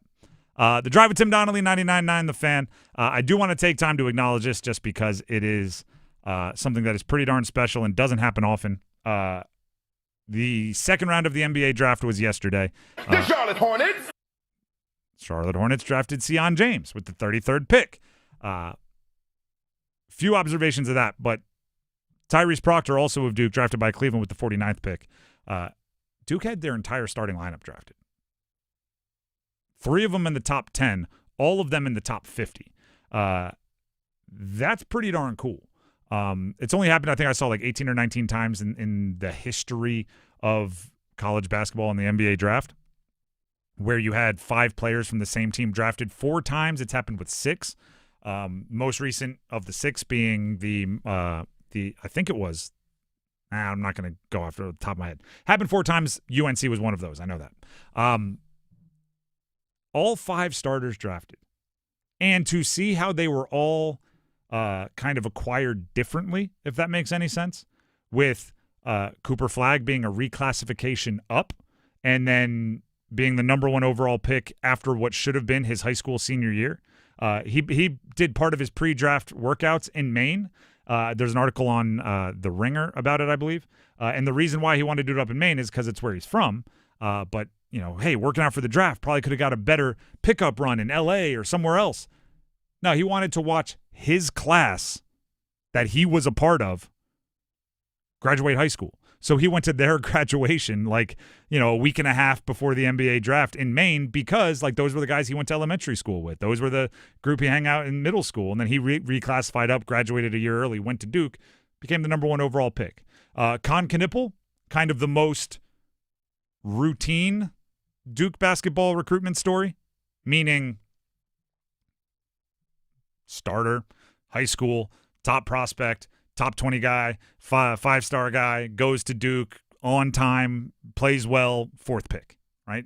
As routine as a top 4 pick could be in the NBA. Come on, Malawash. Guy picks up basketball late, misses a decent part of the offseason or the summer before playing for Duke because he's playing for the South Sudan Olympic team. That shocks everybody. They were one of the stories of the Olympics. I don't know if everybody remembers that. Goes on a nice little run and then comes back to Duke, 10th overall pick. Very unique situation there. Sion James played 4 years at Tulane as like the main scorer. He was the straw that stirred the drink for Tulane. Transfers to Duke, where he's kind of a role player, the veteran, wise old one, I guess, and he gets drafted right at the top of the second round with the 33rd pick. He'll actually be teammates with Con Knipple.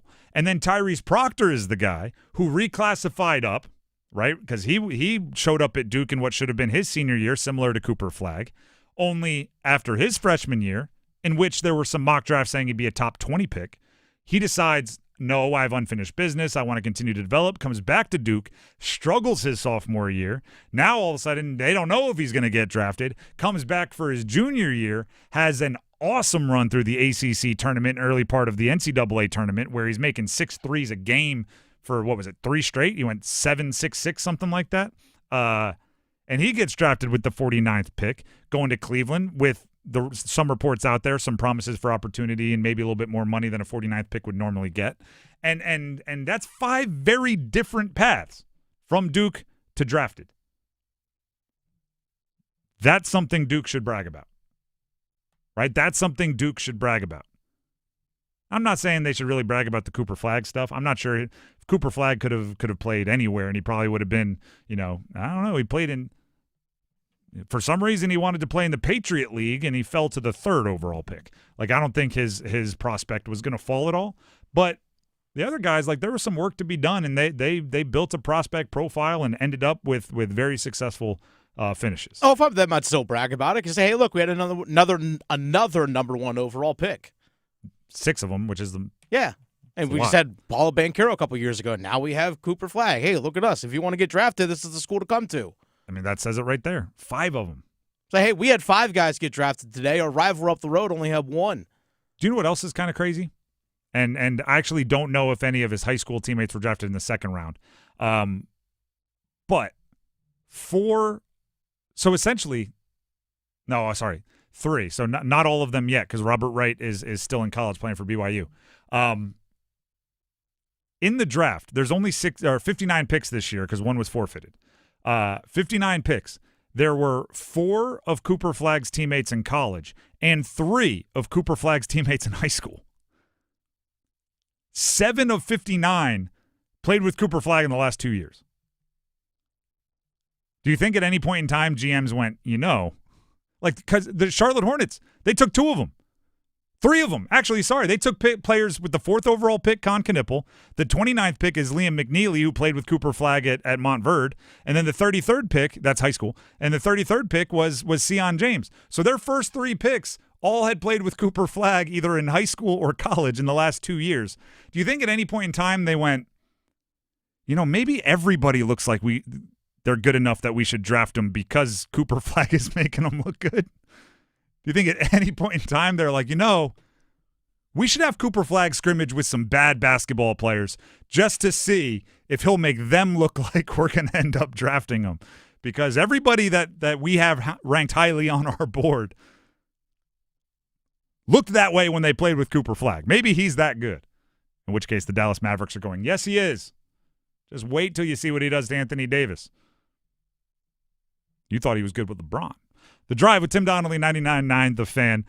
We have real bold predictions coming up next. One of my favorite segments of the week. Authentic, certified bold predictions coming up.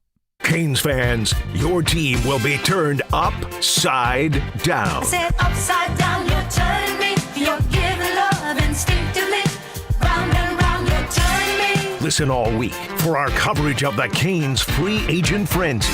Instant reaction to all the Canes additions and moves and the latest signings from across the NHL. It's the Canes free agent frenzy on 99.9 The Fan. Driven by John Heister Chrysler Dodge Jeep Ram in Lillington. Get off your keister and get to Heister.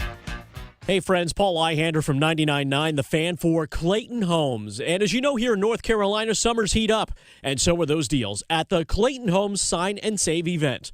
Right now, you can save up to $5,000 instantly on a brand new home. That's $2,500 off a single section or $5,000 off a multi-section home. And you know these homes are built tough in state-of-the-art facilities that protect them during construction. And you know every home is loaded with Energy Smart features, giving you comfort, efficiency, and long-term savings. And with tons of floor plans and fully furnished models, it's easy to find your perfect match.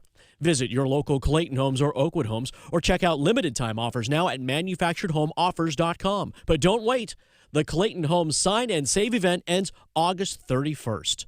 Terms and conditions for the Sign and Save sales event at manufacturedhomeoffers.com. Available only at participating Clayton Homes family of brands retailers through 8/31. Amount of savings may be limited. Ask for details. May not be available with certain financing. Lender restrictions apply. A pepperoni pizza for the table.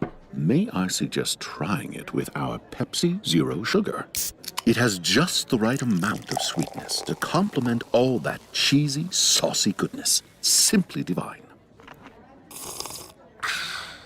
Pepsi Zero Sugar? You've really outdone yourself this time. Pizza deserves Pepsi.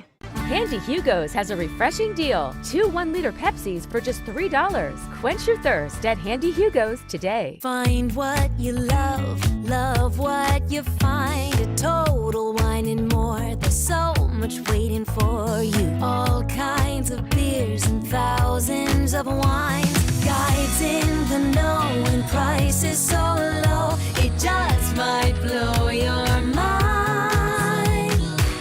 You're gonna find what you love and love what you find. With curbside pickup and delivery available, you'll always find what you love, only at Total Wine and More. Drink responsibly, B21.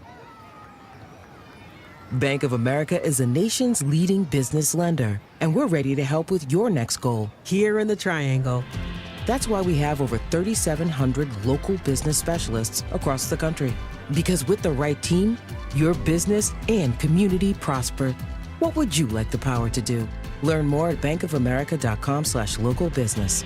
Bank of America, official bank of FIFA Club World Cup 2025. Bank of America Corporation, all rights reserved.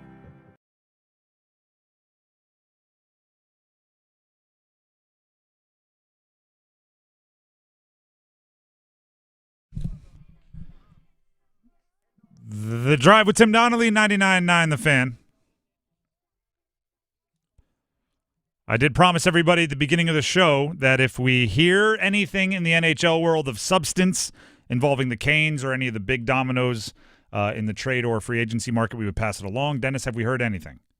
So the biggest things that we've seen, Charlie Coyle as well as Miles Wood get traded from Colorado to Columbus. Now, it's not like the biggest trade in the world, but Columbus is able to take on some of these contracts. You have a ton of cap space and actually have to get to a cap floor. Actually, believe it or not, the Carolina Hurricanes also need to get to the cap floor. They're about $2 million below that, but Colorado frees up a bunch of cap space. Former Carolina Hurricane Marty Natchez has been rumored to possibly get traded as well. The Noah Dobson trade from the Islanders to the Montreal Canadiens, which includes 2 first-round picks tonight, picks 16 and 17. That trade looks like it's officially going through with the league office right now. So might still be some more moves by the Islanders to move up in the draft up into the top 5 to possibly get a player. And, okay, well, what happens to those 16th and 17th picks? How does Carolina factor in if Vegas wants to clear up cap space because they want to go after Mitch Marner? Well, who gets traded away from them possibly? There's so much trickle-down effect that we still have yet to see, and the draft is about 2 hours and 15 minutes away from starting. I think the Coyle deal was just wheeling dealing. Don Waddell wanted to get his beak wet. He just wanted to get things rolling, grease the skids a little, get moving. Apparently, Columbus was possibly in on getting Noah Dobson, but they kind of got pushed out of that pretty quickly. So he just had the adrenaline going, and he was like, I just need a deal. Good old Donnie Wad. Let's exchange some goods and services, shall we? Make a trade. The Drive with Tim Donnelly, 99.9 The Fan. Let's get to real, bold predictions. All right, first one. I don't know which side of this would be bold. The Canes don't make a draft pick tonight. That's not bold, right? That's par for the course. So if I say they do make the pick, is that bold? Is there anything the Canes could do tonight that would be bold? Trade up. Ooh. Trading up would be bold. Trade up. I can't. There's a fine line between bold and stupid, and I'm flirting with it. How about this? All right, then I'll go in a different direction. So next week, I'm taking a little time off, right? Going to be at the beach, family vacay. When I get back from the beach, Andrei Svechnikov is not a Carolina Hurricane. More and more, I survey the horizon on the centers landscape, and I recognize if the Canes want a big upgrade at center, they're going to have to give up something big. Do they have many other options that make a lot of sense other than Svech? In terms of, that's going to be a big one because the money. It's the money.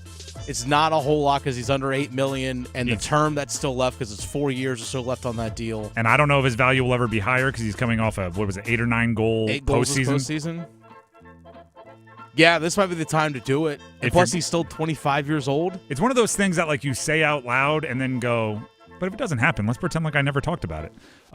Because I believe if you don't trade him now, there's a good chance he's a Cane for the next however many years. Like not only his deal, but he probably hangs around longer than that. He becomes one of those guys. But if you're going to move him, and in a market where the centers are going to be expensive, heck, right? It's like that's your trade chip, and then you supplement that how you need to, depending on how big the name is you're going after. Just saying. Next bold prediction. Cooper Flagg, not Rookie of the Year.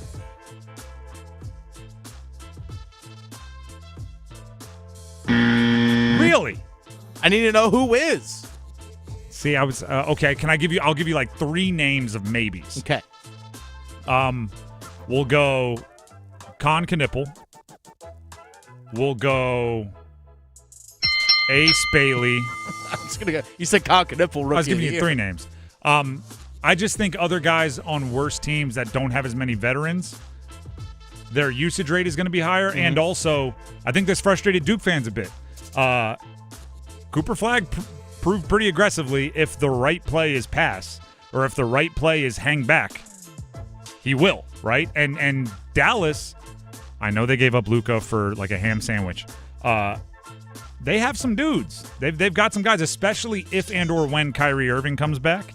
Like they have some other guys that need to get the ball, and Cooper will understand that. So, so often those awards simply go to like whatever rookie averages the most points, and I just think other guys went to worse teams that are going to need them to do more, and like that just kind of happens. Con Knipple probably wasn't a good one either because LaMelo has the ball so darn much, but he's also hurt so darn much. So yeah, maybe. Next one, Duke. Another 3 lottery picks next year. I mean, another 3 top 10 picks, which I don't think happens that often. All right. This happened twice, and it's been Duke. Yeah, and well, I'm predicting that it's going to happen in back-to-back years. Cam Boozer, Dame Sarr are already being mocked in the top 10. Yep. And I bought so much Isaiah Evans stock back when he was like getting DNP coaches' decisions, and I was putting him on the Dean's list darn near every week. I'm holding on to all of it. I'm expecting the Isaiah Evans stock to rise. I'm looking at an all ACC season, bunch of scoring. I'll go UNC with this next one, last NBA draft one. UNC has their first top 5 pick in 20 years next year.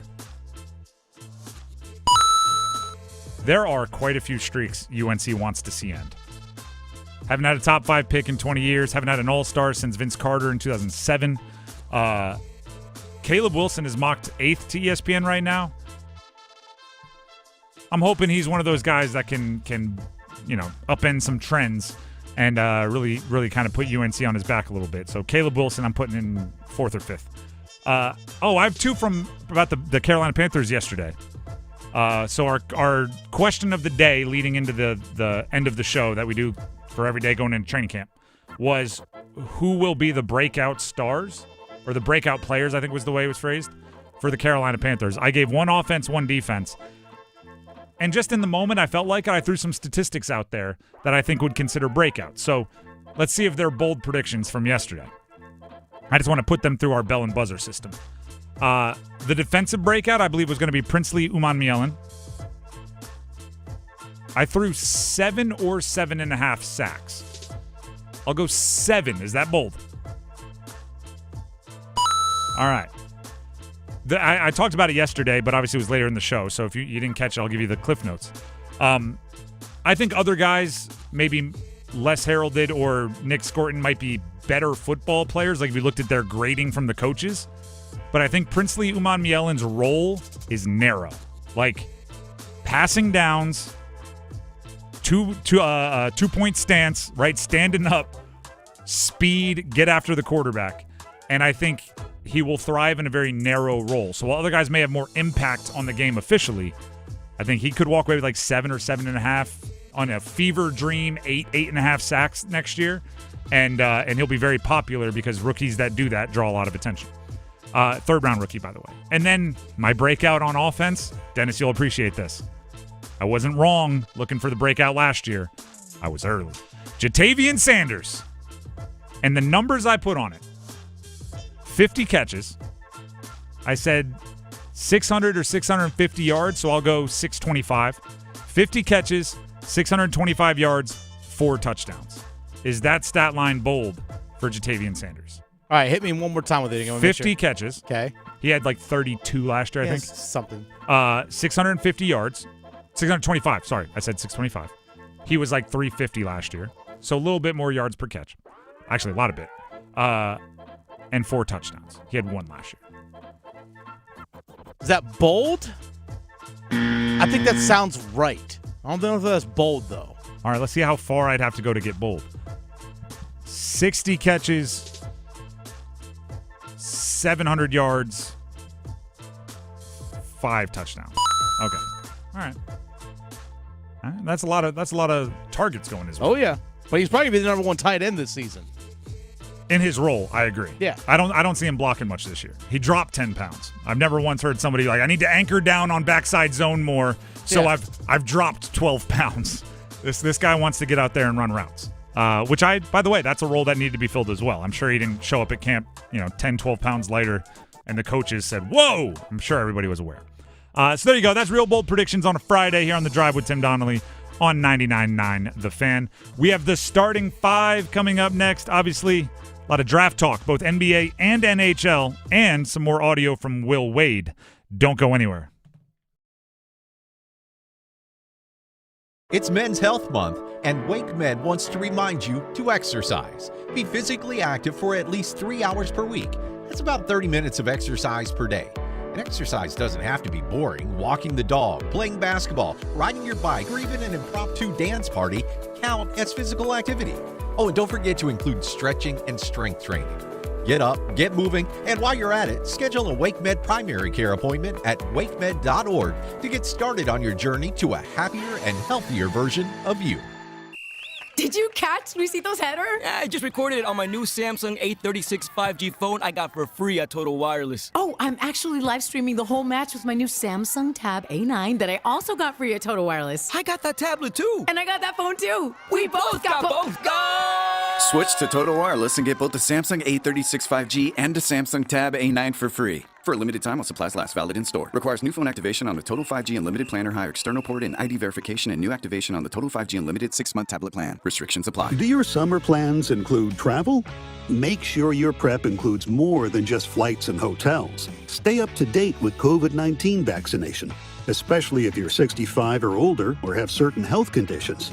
There have been surges in COVID-19 in the summer, too.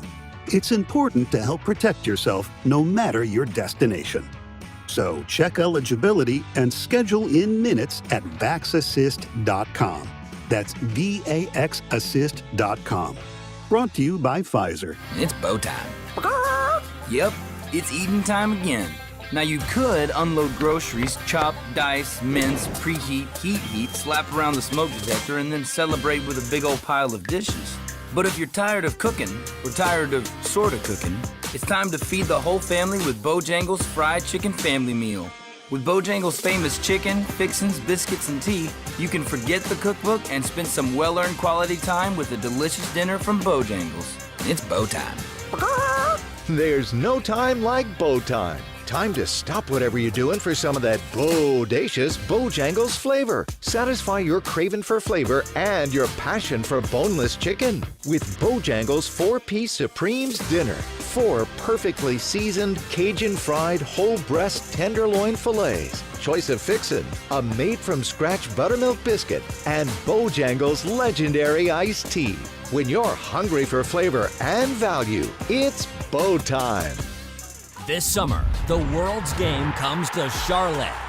Bank of America Stadium will host epic round of 16 matchups on Saturday, June 28th and Monday, June 30th. Teams will be revealed soon, but one thing's clear, you won't want to miss this. Be there when it happens. Grab your tickets now at FIFA.com/tickets. Bank of America Stadium. The world is watching. I'm attorney Brian Ritchie. Getting hurt in a car wreck comes with all kinds of stress and frustration. But when you call me, I'll be on top of all of it. So all you need to worry about is getting better. If you've been injured in a car wreck, I'm on top of it. Contact us at ritchielaw.com. Broadcasting live from the Lenovo Studios. WCMC HD1 Holly Springs. 99.9 The Fan. The Triangle Sports Leader. Good afternoon, everyone. I'm WRL meteorologist Mike Mays. Hit and miss showers and storms stay in the forecast at least through midnight. Some could be strong, 75 below. And for the weekend, both afternoons, about a 30% chance for storms. Into the evening, it goes up to 40%. The high's around 96. Weather update brought to you by Newcomb and Company, where your comfort is their business. Visit newcombandcompany.com. 5 o'clock check of your money. Dow Jones at the closing bell, up 432 points to 43,819. It's 5 o'clock. Time to serve up the biggest sports stories of the day. Here comes your starting 5. The Drive with Tim Donnelly, 99.9 The Fan. It is time for the starting 5. By the way, 5 o'clock on a Friday. Congratulations, everybody. We've made it. Cheers. Not if you're driving, but hopefully soon after. It is time for the starting 5, and as you know, we always start it with number 5. Count them. 1, 2, 3, 4, 5. The Charlotte Hornets. The NBA draft was yesterday, or finished yesterday. Round 1 the day before, round 2 last night. The Charlotte Hornets. We haven't talked about their overall haul. Speaking of, and we're going to talk about it later, there's a lot of like weird compliments going towards the Carolina Panthers. I don't know if you paid attention to the reaction to the NBA draft. There was a lot of like confusion because people liked what the Hornets did. There was a lot of like, I don't know, those 4 guys are pretty good. They're pretty good players. I think they raised the floor of their team. They got a lot of guys that are ready to play right now. A lot of guys like Con Knipple with the 4th overall pick. He is somebody that we talked about going into the draft. You don't draft him as a project. He's right, like he's a professional scorer right now. Liam McNeely, who they got 29th, they need shooters. Liam McNeely is a shooter. I talked about how McNeely played at Montverde, which is a basketball powerhouse in high school, with Cooper Flagg, along with Derek Queen, who was drafted 13th, and Asa Newell out of Georgia that ended up going to, I believe it was Atlanta. They're all first-round picks. So they had, like, I don't know what you call them, social media videos. What are the videos where, like, you know, walking off the field at minicamp for the NFL, they all answer, like, goofy questions? You know what I'm talking about? Like, who's the funniest on the team? And they all look at the camera and go, like, oh, that's Fredo. Ha, ha, ha, ha. So they did that with the Montverde guys. Like, all right, who from your high school is the best defender? Who's the best blah, blah, blah? Who's the best shooter? Defender, they were like, oh, you know, Cooper or Asa. Who's the funniest? Derek or this guy? Who's the this? Oh, you know, who's the best shooter? Liam. Who's the best shooter? Liam. Who's the best shooter? Liam. It was like, And they got to Liam. Liam, who's the best shooter from all the Montverde guys? It could be. You're allowed to say yourself. Oh, me. Like, everyone knew it. And the Hornets need shooting. So it's like, all right, I see what happened there. It makes sense. They got Sion James. The one thing I will say that was confusing about Sion James being drafted, in addition to them putting an old Charlotte 49er player picture where they should have put a Sion James picture on the ESPN broadcast, they had him listed as a forward. Did you notice that? I watched every game he played last year. He's not a forward. Yeah, he was the point guard. He's a big guard, but he is a guard. Now, he could guard a small forward. Some of them, yes. Yeah. Yes. He could guard that position, but he's not a forward. No, he's not a forward. And they He's listed him 6'5". as... I was like, did you see the other players in the starting lineup that were drafted? One's a 7-footer and one's 6'9", and one... Like, he's... I mean, if you're calling Sion James a 3... You're doing some work there. Like, oh, it's small forward technically. Like he was a point guard. And I think Charlotte drafted him as a grinding guard, right? Somebody that will do all of the dirty work that LaMelo Ball probably not going to do. That Liam McNeely is like, no, I'm going to stand at the 3-point line. Sion's like, I'll run through screens. Like, all right, there you go. And then we didn't bring this up for the Hornets. Ryan Kalkbrenner from Creighton. As far as I'm actually going to bring it up real quick here. Led the nation in dunks this past season among big men. The man, like, second behind him was Kama Malawa. As far as how do we describe this? Like college resumes. Mm-hmm. I'm not sure there was a better one than Kalkbrenner's. He is. This is not exactly. Let me find it. Here it is. Like 4-time Big East Defensive Player of the Year. He's an unbelievable. Like, I'm looking at his awards. So he was Big East Defensive Player of the Year. He was all Big East. He was all Big East again. He was Big East Defensive Player of the Year again. He was all Big East again. He was Big East Defensive Player of the Year again. He was all Big East again and All-American and Big East Player of the Year and a different All-American and a Naismith Award semifinalist and the Kareem Abdul-Jabbar Award winner for Best Center and a Wooden All-American and like all Big East again. Like, that's a lot of all Big East and Players of the Year and everything. And he's 7 foot, 235 pounds with a developing offensive game that finished with him scoring basically 20 points per game for Creighton in his senior year. Again, I don't think he's going to do all of that at the NBA level, but he's ready to walk into Charlotte and be a defensive presence and be a player that can handle the ball and won't panic if he, has the ball and has to put up a shot. Again, there was like confusion amongst the analysts where they would go like, all right, the Charlotte Hornets, 4 picks. We have them on the screen here. What's your takeaway? And the analyst would be like, I think it's pretty good. They're just so used to going like, the Hornets reached for this guy. I thought he'd be a second rounder. I thought that one would be playing in Italy. And instead they were just like, no, they had 4 good values at their pick. What do you want me to say? Good job, Hornets. Next. Let's go make fun of the Pelicans more. Pelicans caught the brunt of it. You see their trade? Oh, yeah, they traded a 2026 first-round pick unprotected. Unprotected. They won like 20 games this past year, and their big addition was Jordan Poole, who hasn't won more than 18 games in a year in years. But hey, Derek Queen and Zion. That's what they're planning around. What number was that? That was number 1 or number 5? That was 5. The numbers are so confusing. If you're just tuning in now, I can count, but we just have other numbers that make. Never mind. Let's get to number 4. 1, 2, 3, 4, all together. The worst.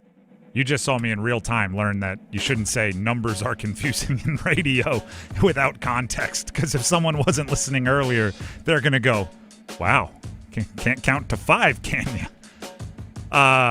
There's more to that story, but I'm not going to tell it. Number 4. I now have 2. Like, some people watch like Below Deck. Some people watch Real Housewives of the Some City, like your reality television guilty pleasure. I now have two in the sports world. I'm watching Shamar Stewart not be able to get signed by the Cincinnati Bengals, and I am watching Ace Bailey try to strong-arm his way around the draft with just no leverage whatsoever. Ace Bailey out of Rutgers. Most of the draft process was penciled in as the third best player in the draft. Couple weeks before the draft, it starts to get out that he's not working out for anybody.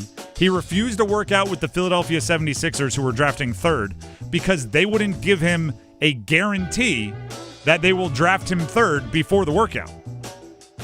To which I assume the Sixers went, no, we want to see you work out to decide if we want to take you number 3. Very confusing. There are reports out there that he told at least one team in the top 5, do not draft me. Wouldn't be surprised if it was the team that ended up drafting him. Or maybe the Hornets. Probably told both. Because he went 5th overall to Utah, and the Ainges, Danny Ainge and his son that are running Utah, apparently are hunkered down. Apparently, this is one of the, because now Ace Bailey, he hasn't really acknowledged the Jazz. There's concerns if he's going to show up for the first practice or not. He may try to strong-arm his way out of town, a la James Harden, only like without the MVPs or scoring titles that James Harden has. It was annoying when James Harden did it. I can't imagine it's not 10 times more annoying when a unproven rookie does it. But the Ainges, like immediately after they drafted him, all the insiders are saying they're not going to get pushed around. They're prepared to dig their heels in. Like they have time. It's almost like when, like in a thriller movie or something, when like a criminal barricades themselves in a cabin or something, and the moment when the police learn, the lead investigator, probably played by a John Hamm type, learns that the criminal has stashed food and rations to last up to 2 years in the cabin, and it's like, oh. Okay, so this wasn't a spur-of-the-moment thing. They're prepared for this. Like, they don't intend on leaving anytime soon. That's the Ainges. The Ainges are like, not only have we drafted a guy that doesn't want to play here, we have rations to make it last 2 years. We're not backing down. Ace Bailey may have just found out. And also, do you know what's the craziest part about it? Ace Bailey's like 18, 19 years old. Probably got a little bit of bad advice.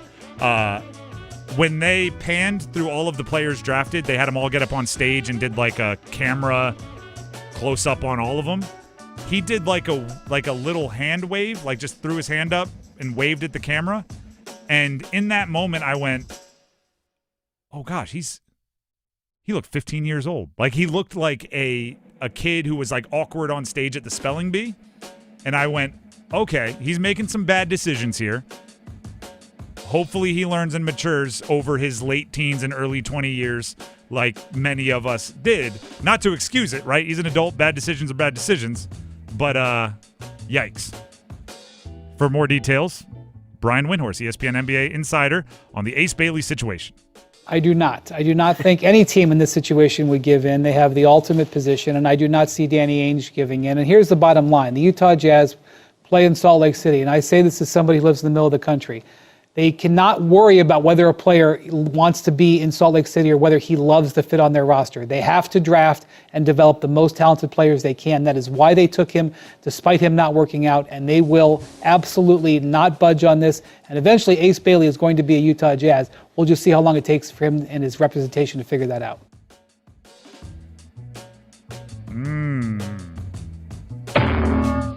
I will say this, and this is no disrespect to Wendy. NBA insiders depend on their relationships with teams for their livelihood.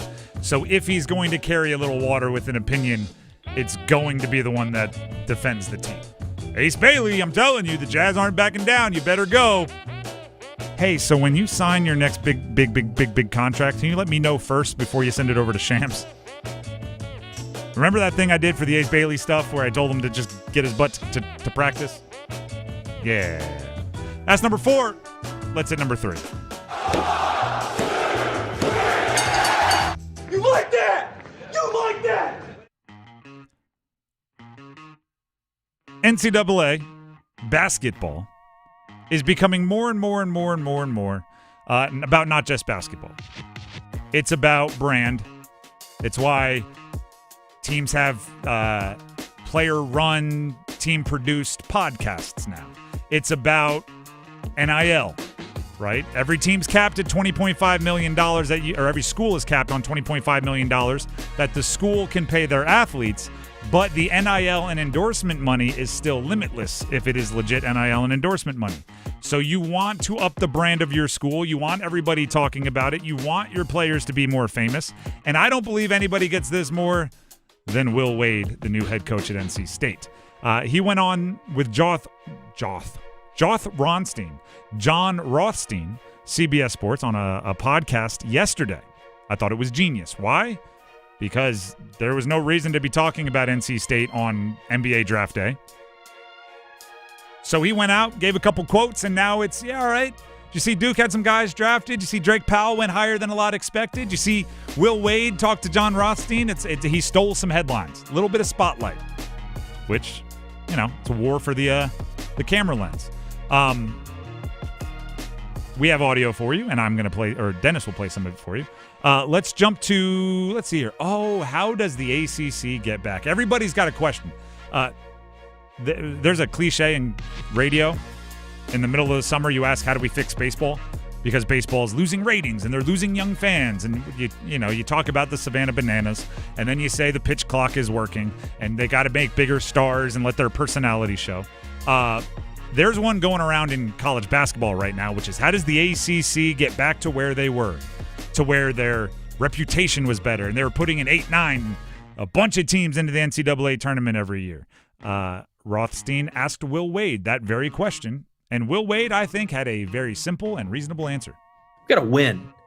I mean, the reality is we have to win non-conference games. I mean, that if you want to get bids, we've got to have, we got to win 70+% of our non-conference, not quite 70, but mid 60s to low 70s% of our non-conference games. We can't be losing non-conference games. And then when you get in conference, everybody's got good records. And then when everybody's got good records and everybody's playing each other, the numbers don't change much. But everybody's got to schedule, the best teams that they can play, that they have the best chance to beat, which means if you're at the bottom of the league, you need to play, bad teams and win a bunch of games. If you're in the middle of the league, you need to schedule a certain way. If you're at the top of the league, you need to schedule a certain way.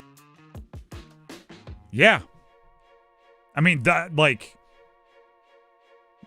you may not believe this because I host a sports radio show that I pretty much talk for 3 hours a day. Thank you for listening to it. But it's very rare when someone says something and I just go, yeah, nothing to add. That's just really good logic by Will Wade there, all the way down to no notes, all the way down to like the top of you have to know where you are in the hierarchy of the league and schedule as such. Like if you're at the bottom of the ACC, you're coming up on a rebuilding year.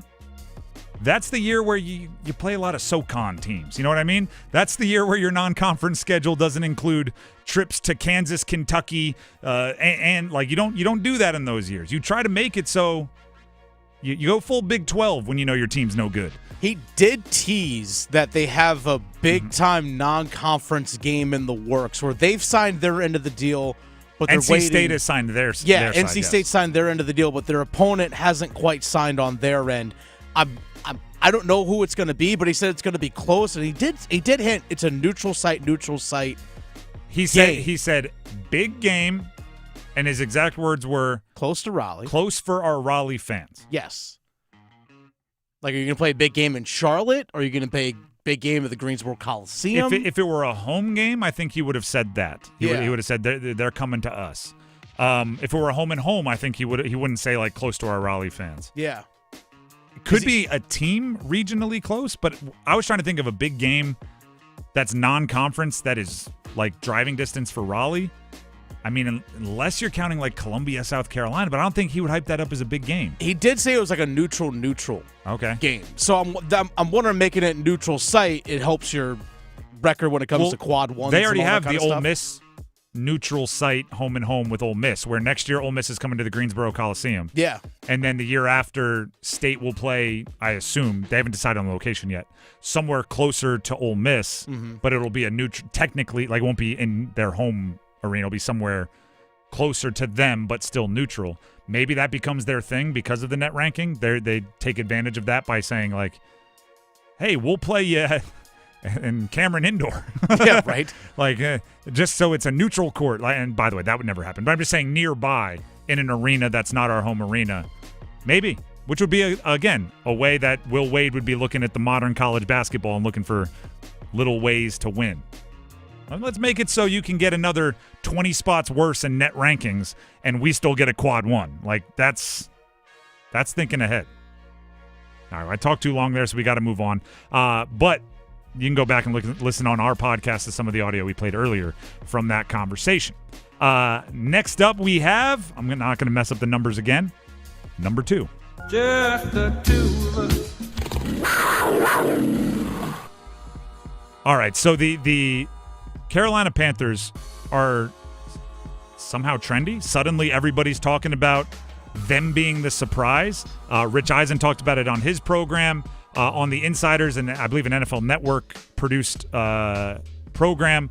Cameron Wolfe said that Wolfe had talked to an unnamed NFL executive whose kind of prediction that no one's talking about was the Panthers will have a top 10 offense and vie for a playoff spot.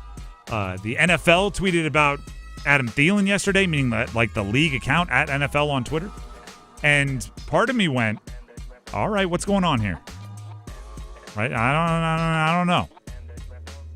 Then actually, maybe I have to take a page out of our own book, Dennis, because I know you feel this way as well. One of my frustrating points of other teams is when their team starts playing well and then fans get really mad at new fans.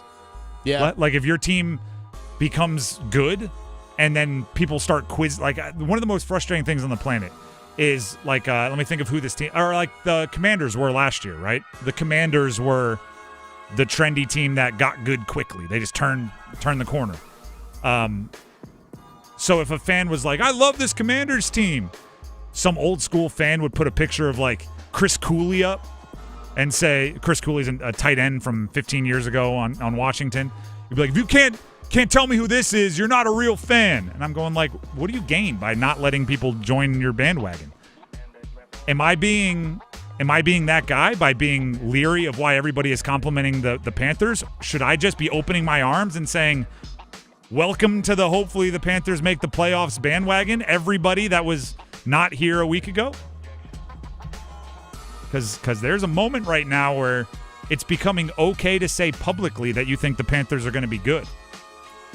And then there's protection in numbers, right? Once Eisen and Wolf and somebody else says it, then you're like, oh, I can say it.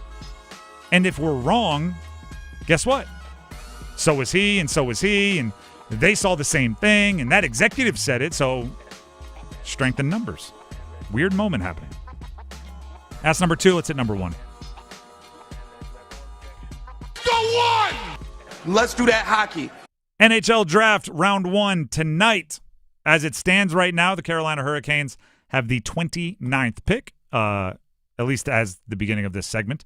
They have the 29th pick, and I assume if anything had changed, Dennis would have hit the breaking news sounder by now. Trust me, I've been refreshing the feed nonstop today. So we are still sitting with the Canes are still sitting with the 29th pick. Dennis, I'm going to put you on the spot here. Okay. Here's the simple question. All right. Tomorrow morning, 9 a.m. Yep. For you to be thinking at 9 a.m., if you have the free time, I don't know what your plan is, right? For you to be thinking about the draft, what needs to happen today for you to say, Canes did well? For tomorrow, you to wake up going, you know what, Canes, they showed, I almost said Ryan Tulsky. Eric Tulsky did well for himself. What needs to happen? Well, I can't speak for Ryan, but I can. Ryan Tulsky, he's a different one. To me, I think if I wake up in the morning and go, this team did well, it's that they traded the 29th pick as part of a deal to get somebody. To get a player. To get a current player. So if they walk away with trading the 29th pick for 2 seconds, that's not going to do it for you? No. Because that's status quo. Yeah. That's what this team always does. They did that last year and got Dominic Badinka as their first pick last year in the second round. I think Badinka is going to be a dude. I think he can be. By the way, that's just me co-opting other opinions. I haven't watched a ton of Badinka, but he's rising in some prospect. Yeah, and that's going to be 2 years from now before you see that. But we're talking about a team that has a window over the next couple of years to win right now. If pick 29 can help you win right now, then I feel much better at 9 a.m. tomorrow than, all right, they traded. Here's my answer to that question. For me to say, like, oh, they did well, it's actually doing well. I don't even know if that's the right way to word it. As long as they don't make a bad big deal.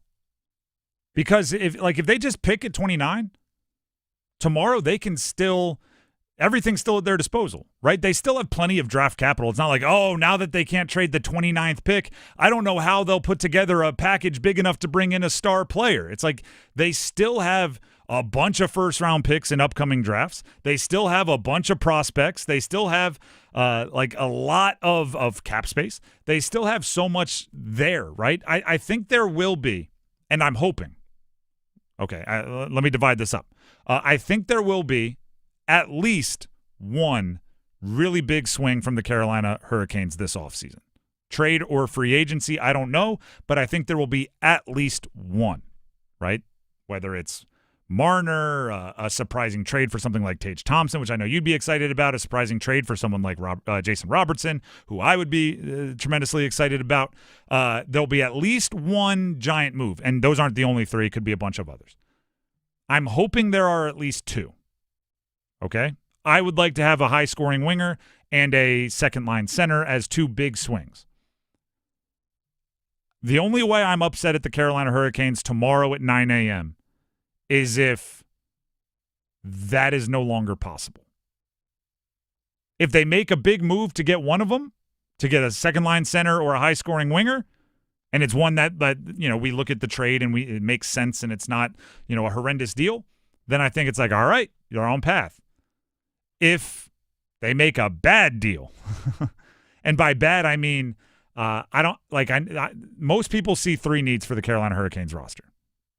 Second line center, some kind of wing, scoring, big name, and then right-handed defenseman.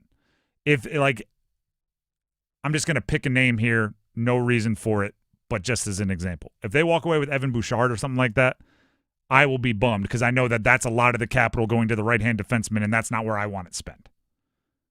As long as something where I'm not mad at them, I'm going to go, all right, you're still alive.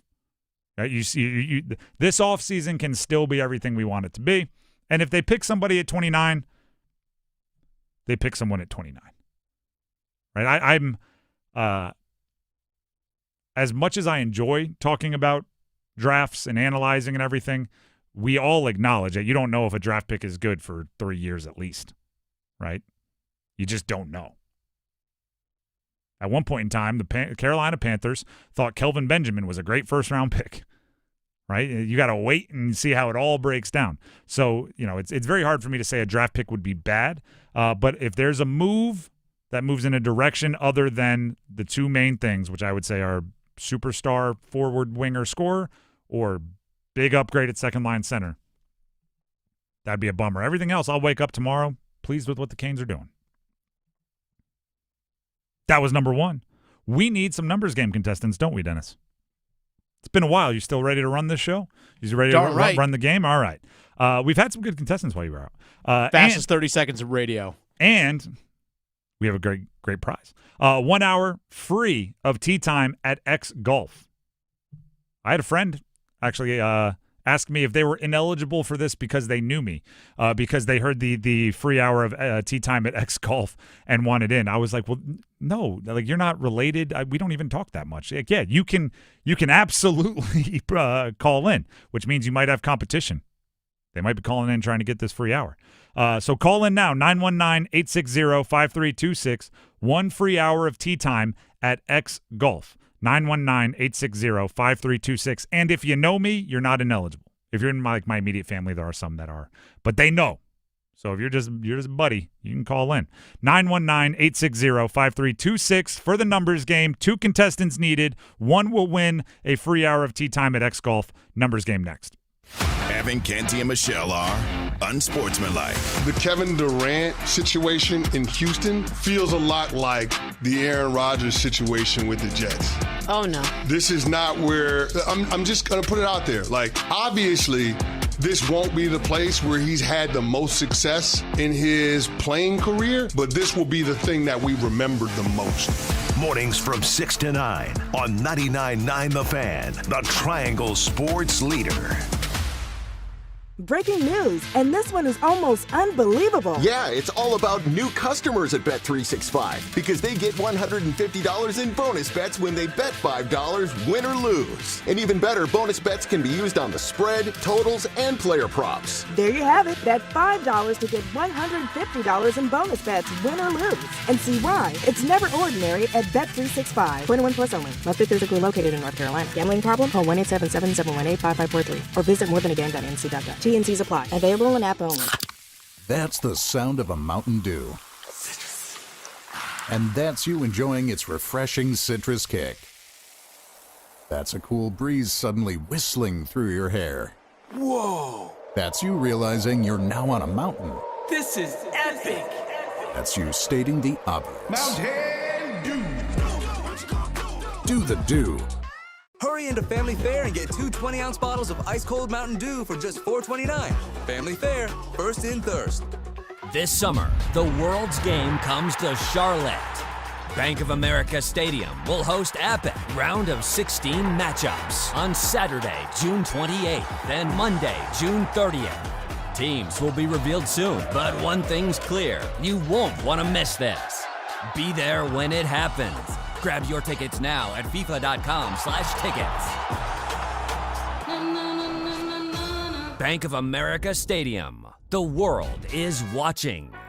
Aloha! Dreaming of sandy beaches and ocean breezes? JTV's Tropical Treasure Sweepstakes could make that dream come true. Enter for your chance to win a fabulous Hawaiian getaway for two with luxury accommodations, airfare, and spending cash. Plus, just for entering, get $30 off your next qualifying JTV purchase of at least $99 when you opt in for emails. Don't miss out. Visit jtv.com/sweeps and enter by August 3rd. JTV, where paradise awaits. Find what you love, love what you find. A Total Wine and More. There's so much waiting for you. All kinds of beers and thousands of wines. Guides in the know and prices so low. It just might blow your mind.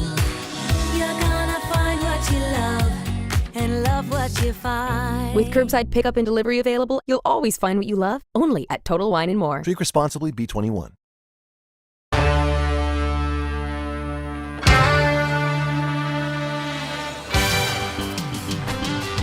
The Drive with Tim Donnelly, 99.9 The Fan. It is time to play the numbers game. And, as always, we have 2 contestants lined up. They will be battling it out in the numbers game. The prize for today, 1 hour of tea time at X Golf. That sounds fun. It's a blast. And I've been describing it 2 different ways, right? If you're a happy golfer, just looking for a good time, you can have some drinks. You can play some games, target practice, right? They have all kinds of cool, like, arcade golf games with the simulator. If you're a slightly more serious golfer, you can go play an iconic course, right? You can set it all up, play around. Like a round of golf, not play around. Or if you're like a real grinder, you're trying to get that handicap down, you can get all the stats you need that the pros use, the spin rates, like you have a monitor that's super expensive. You can get all that information, spin rate, ball speed, club speed, everything. It's all at X Golf. Really, really cool atmosphere. With that being said, the contestants for today are Matt and Carrie and Ryan and Wendell. Matt and Carrie, are you there? Yeah. All right, we are going to ask both of you the same question. Dennis, our judge, will pick his favorite answer, and that person will get to go first. This is my last show until the 4th of July. So I'm going to need, you're firing up the grill. You're in the backyard. You got the family. You got the streamers. Fireworks are coming later. Everyone's wearing red, white, and blue.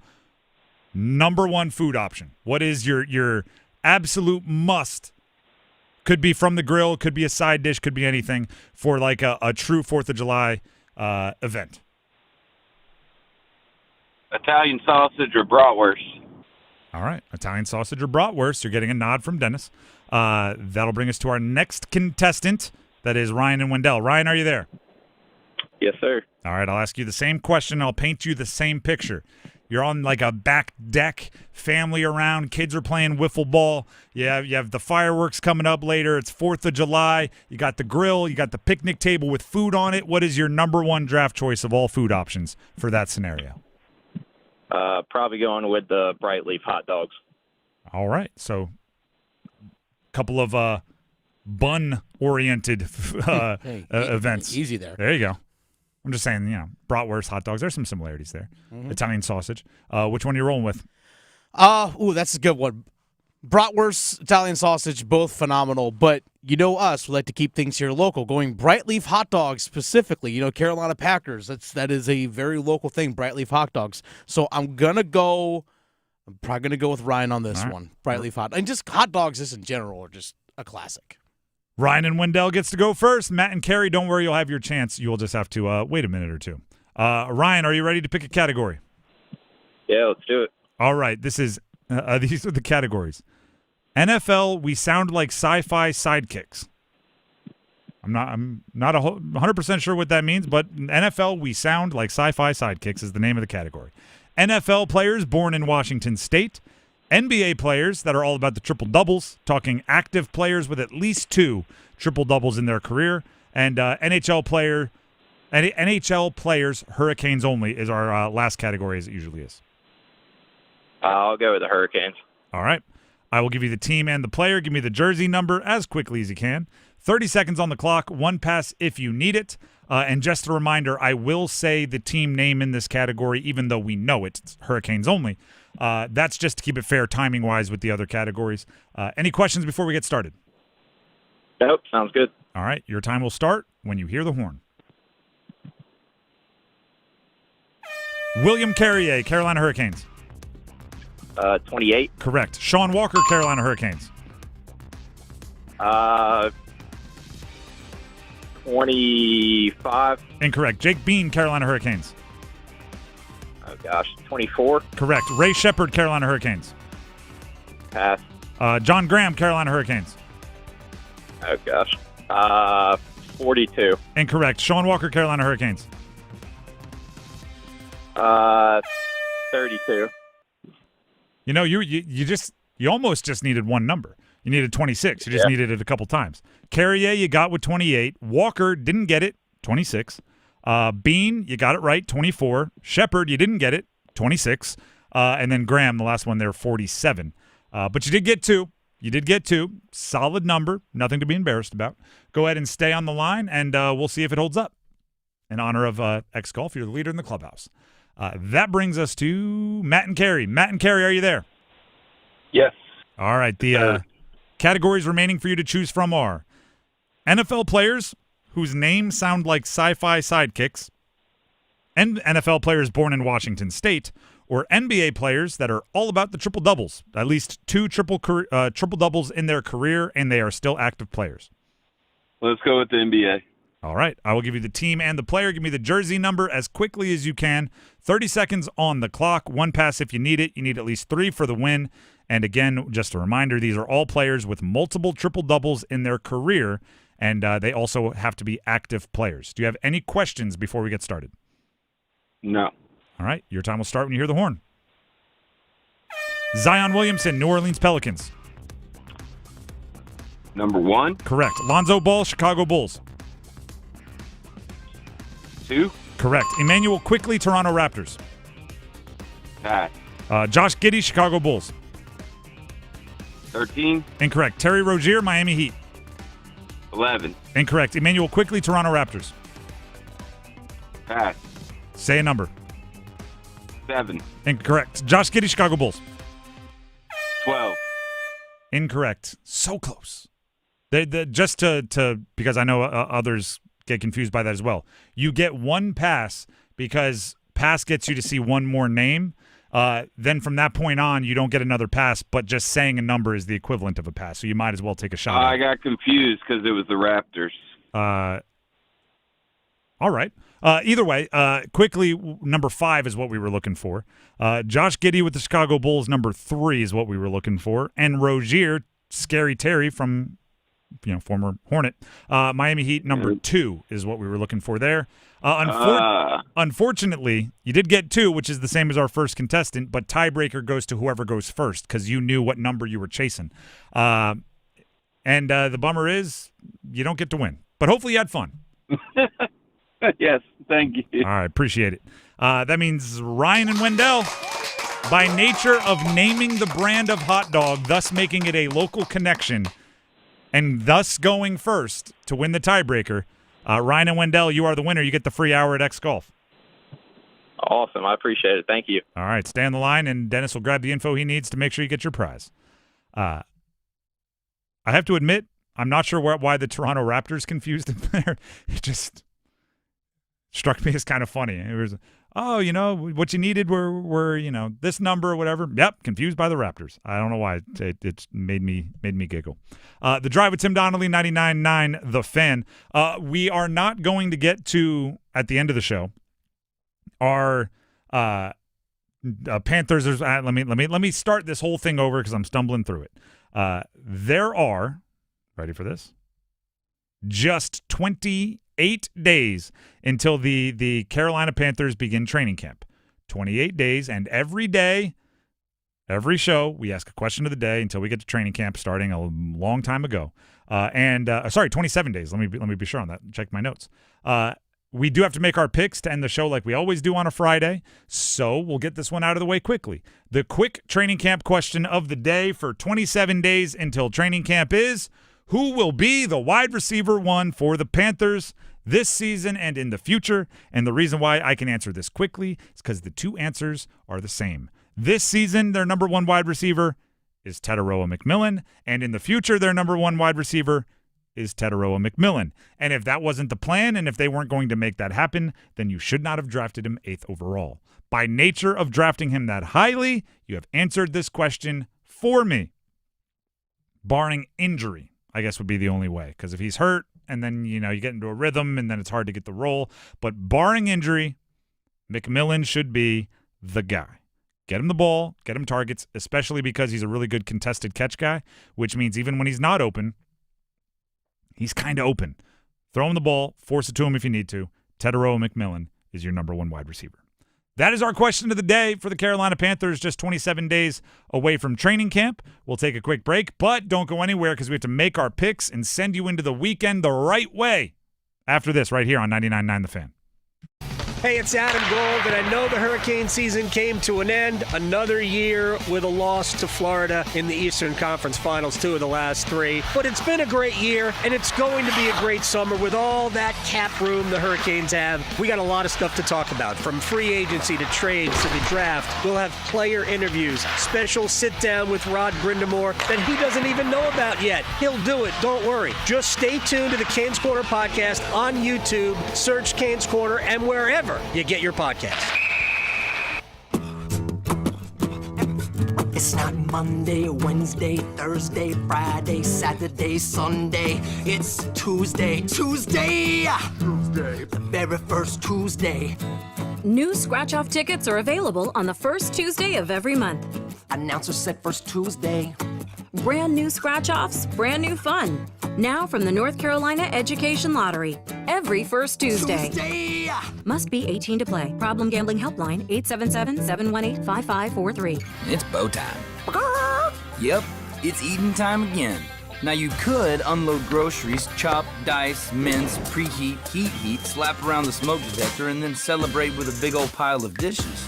But if you're tired of cooking, or tired of sorta cooking, it's time to feed the whole family with Bojangles Fried Chicken Family Meal.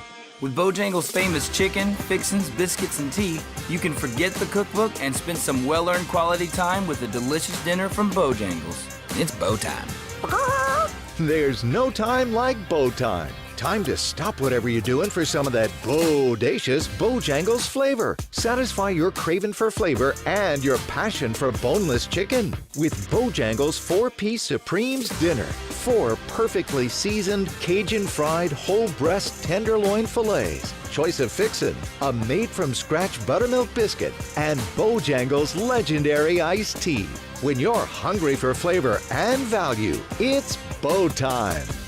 Hey, Tim Donnelly here for Men's Health Month. And for Men's Health Month, we are joined by Dr. Jonathan Chappell, orthopedic sports medicine surgeon from Wake Orthopedics. Doctor, can you start with some of the most common injuries you see in men coming into your facilities? We most commonly see an uptick in the male population in fractures and tendon injuries. Fractures are things like collarbone fractures or wrist fractures, usually with certain sports like mountain biking or skiing or snowboarding. Injuries of the tendons like rotator cuffs and the biceps tendon and the Achilles tendon are often also associated with sports. So there's a lot of jump, starting, and stopping can lead to these tendon injuries. If you have an injury and you feel a pop, or you have immediate swelling, immediate pain in a joint and you can't bear weight, or you notice a deformity, these are circumstances you should probably see someone at an urgent care like Wake Orthopedic Urgent Care or at Wake Med to seek help right away. For more information on men's health, this Men's Health Month, and all around the calendar, please visit wakemed.org. Once again, that is wakemed.org.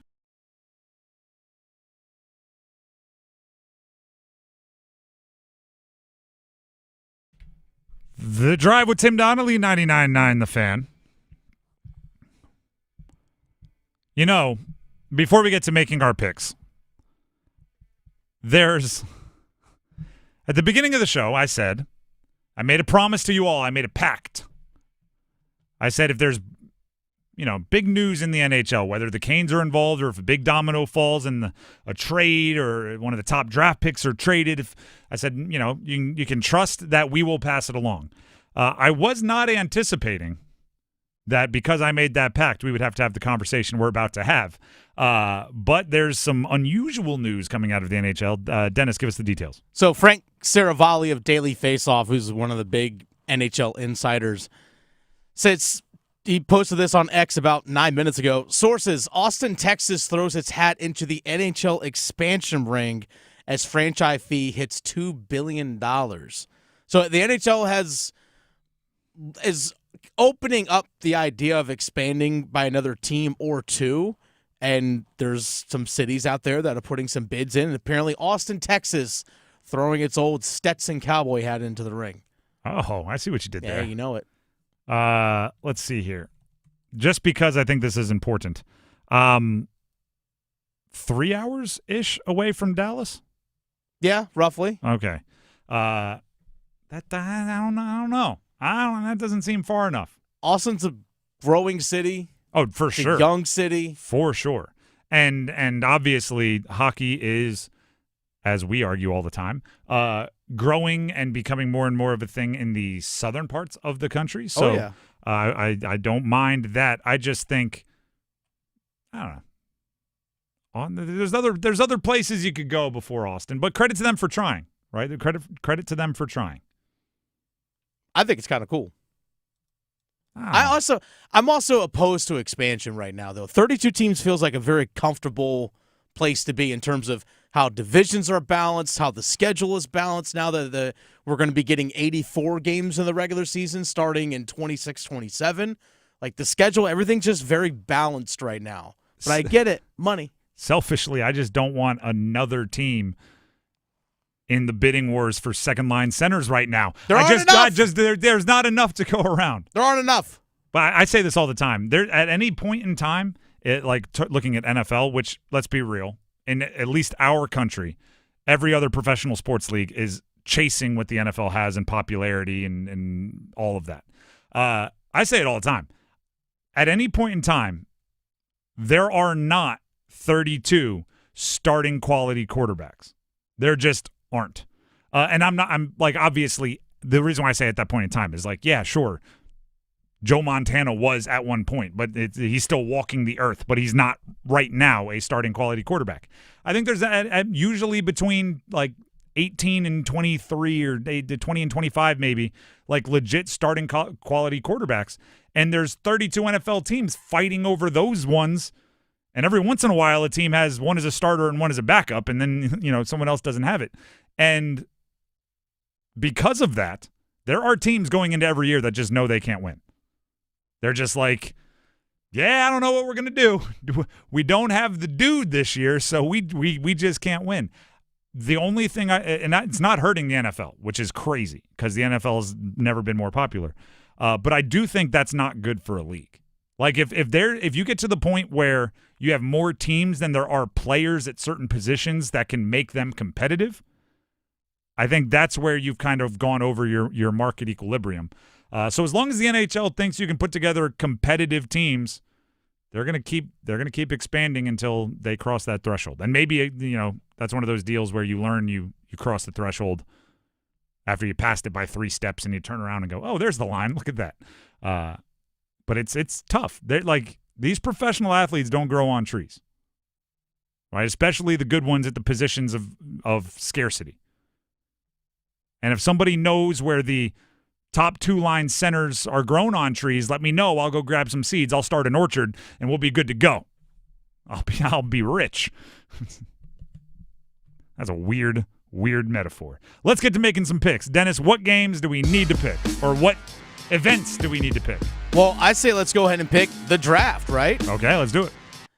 Let's go ahead and are the Carolina Panthers picking at 29? Yes or no? Just simple. Yes or no, they're actually going to be making the 29th pick today. Yes. Oh, okay. Do you know why? Why? Because nobody expects him to, and I think Tulsky thrives off that. He likes to keep you on your toes. Going to swerve on him? Yeah. He's like Allen Iverson back in the day. As soon as he gets you off balance, that's when the crossover's coming. So yeah, we're all assuming it's going to be a part of a trade package, or we're all assuming they're going to trade back. So, stick and pick. 29th pick. That's what he's going to do. He's going to make a pick. Okay. This ties into your ladder challenge prediction. All right. Your New York Mets You're darn right. on the road. Winner, winner, chicken dinner. At the Pittsburgh Pirates. Winner, winner, chicken dinner. Your Mets 1.5 run favorites in this one. Yeah, I almost said the Steelers. The Pirates are 2 different teams, kind of the way I've been loosely following the MLB. They are one team when Paul Skeens is on the mound, and they are another team when somebody else is on the mound. And Skeens ain't on the mound. So I like my Mets chances. That's dangerous to say into a microphone where people can record it. But yeah, I like their chances. Soto's the first, whatever, I don't know, like 60 games of the season, Juan Soto was historically unlucky. Like as far as miles per hour off the bat on hits and contact rate and everything else, he should have been hitting like 312. He was hitting like 190. And I'm exaggerating just a little bit, but he was like the unluckiest hitter in baseball. That's starting to kind of regress to the mean. So I'm going to go big game from Soto, big win for the Mets, big win for me in the ladder challenge. Okay, which gets into my pick from the ladder challenge, which is the Boston Red Sox, 40-42 on the season, taking on the Toronto Blue Jays, 43-37 on the year. Game in Boston at Fenway. Toronto 1.5 run favorites in this one. Who'd you pick in that one again? I picked Boston. I went bold on this one. With Boston giving them 1.5. So, if I'm not mistaken, since they traded Devers, the wheels have kind of come off a little bit.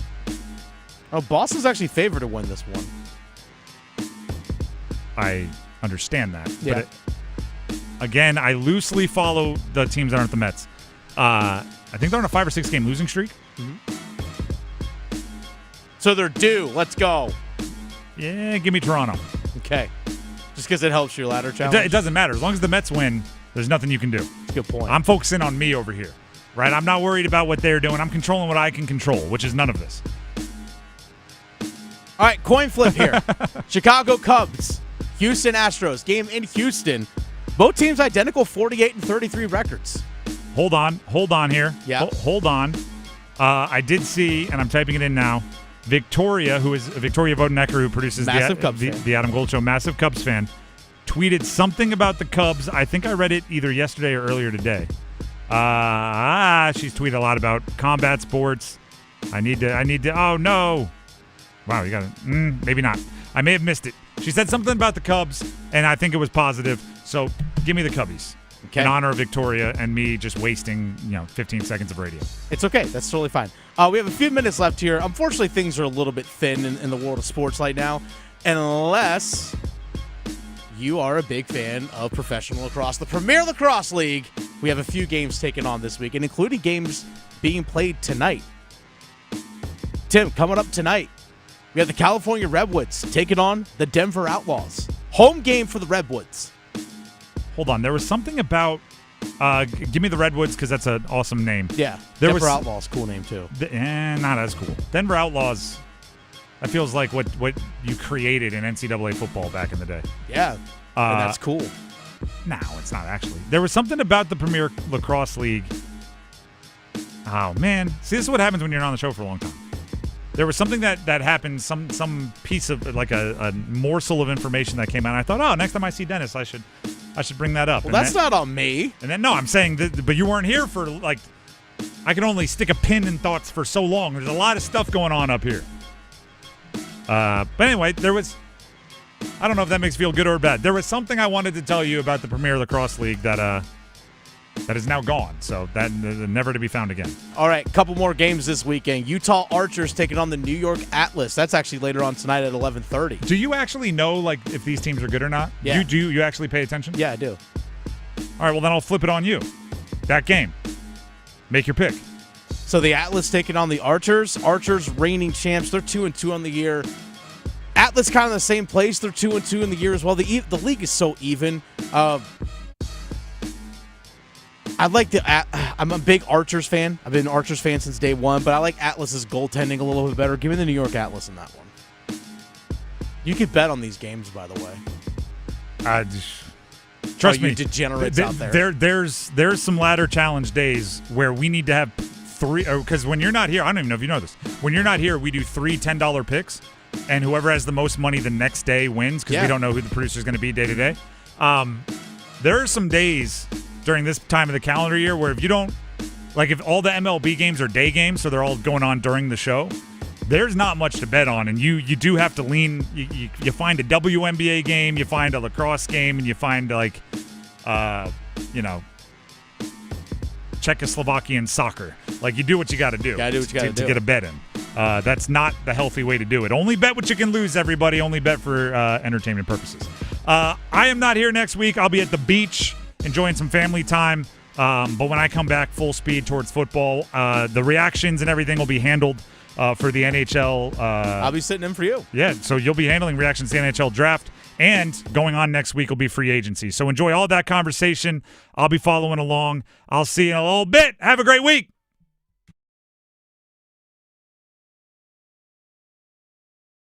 The Adam Gold Show.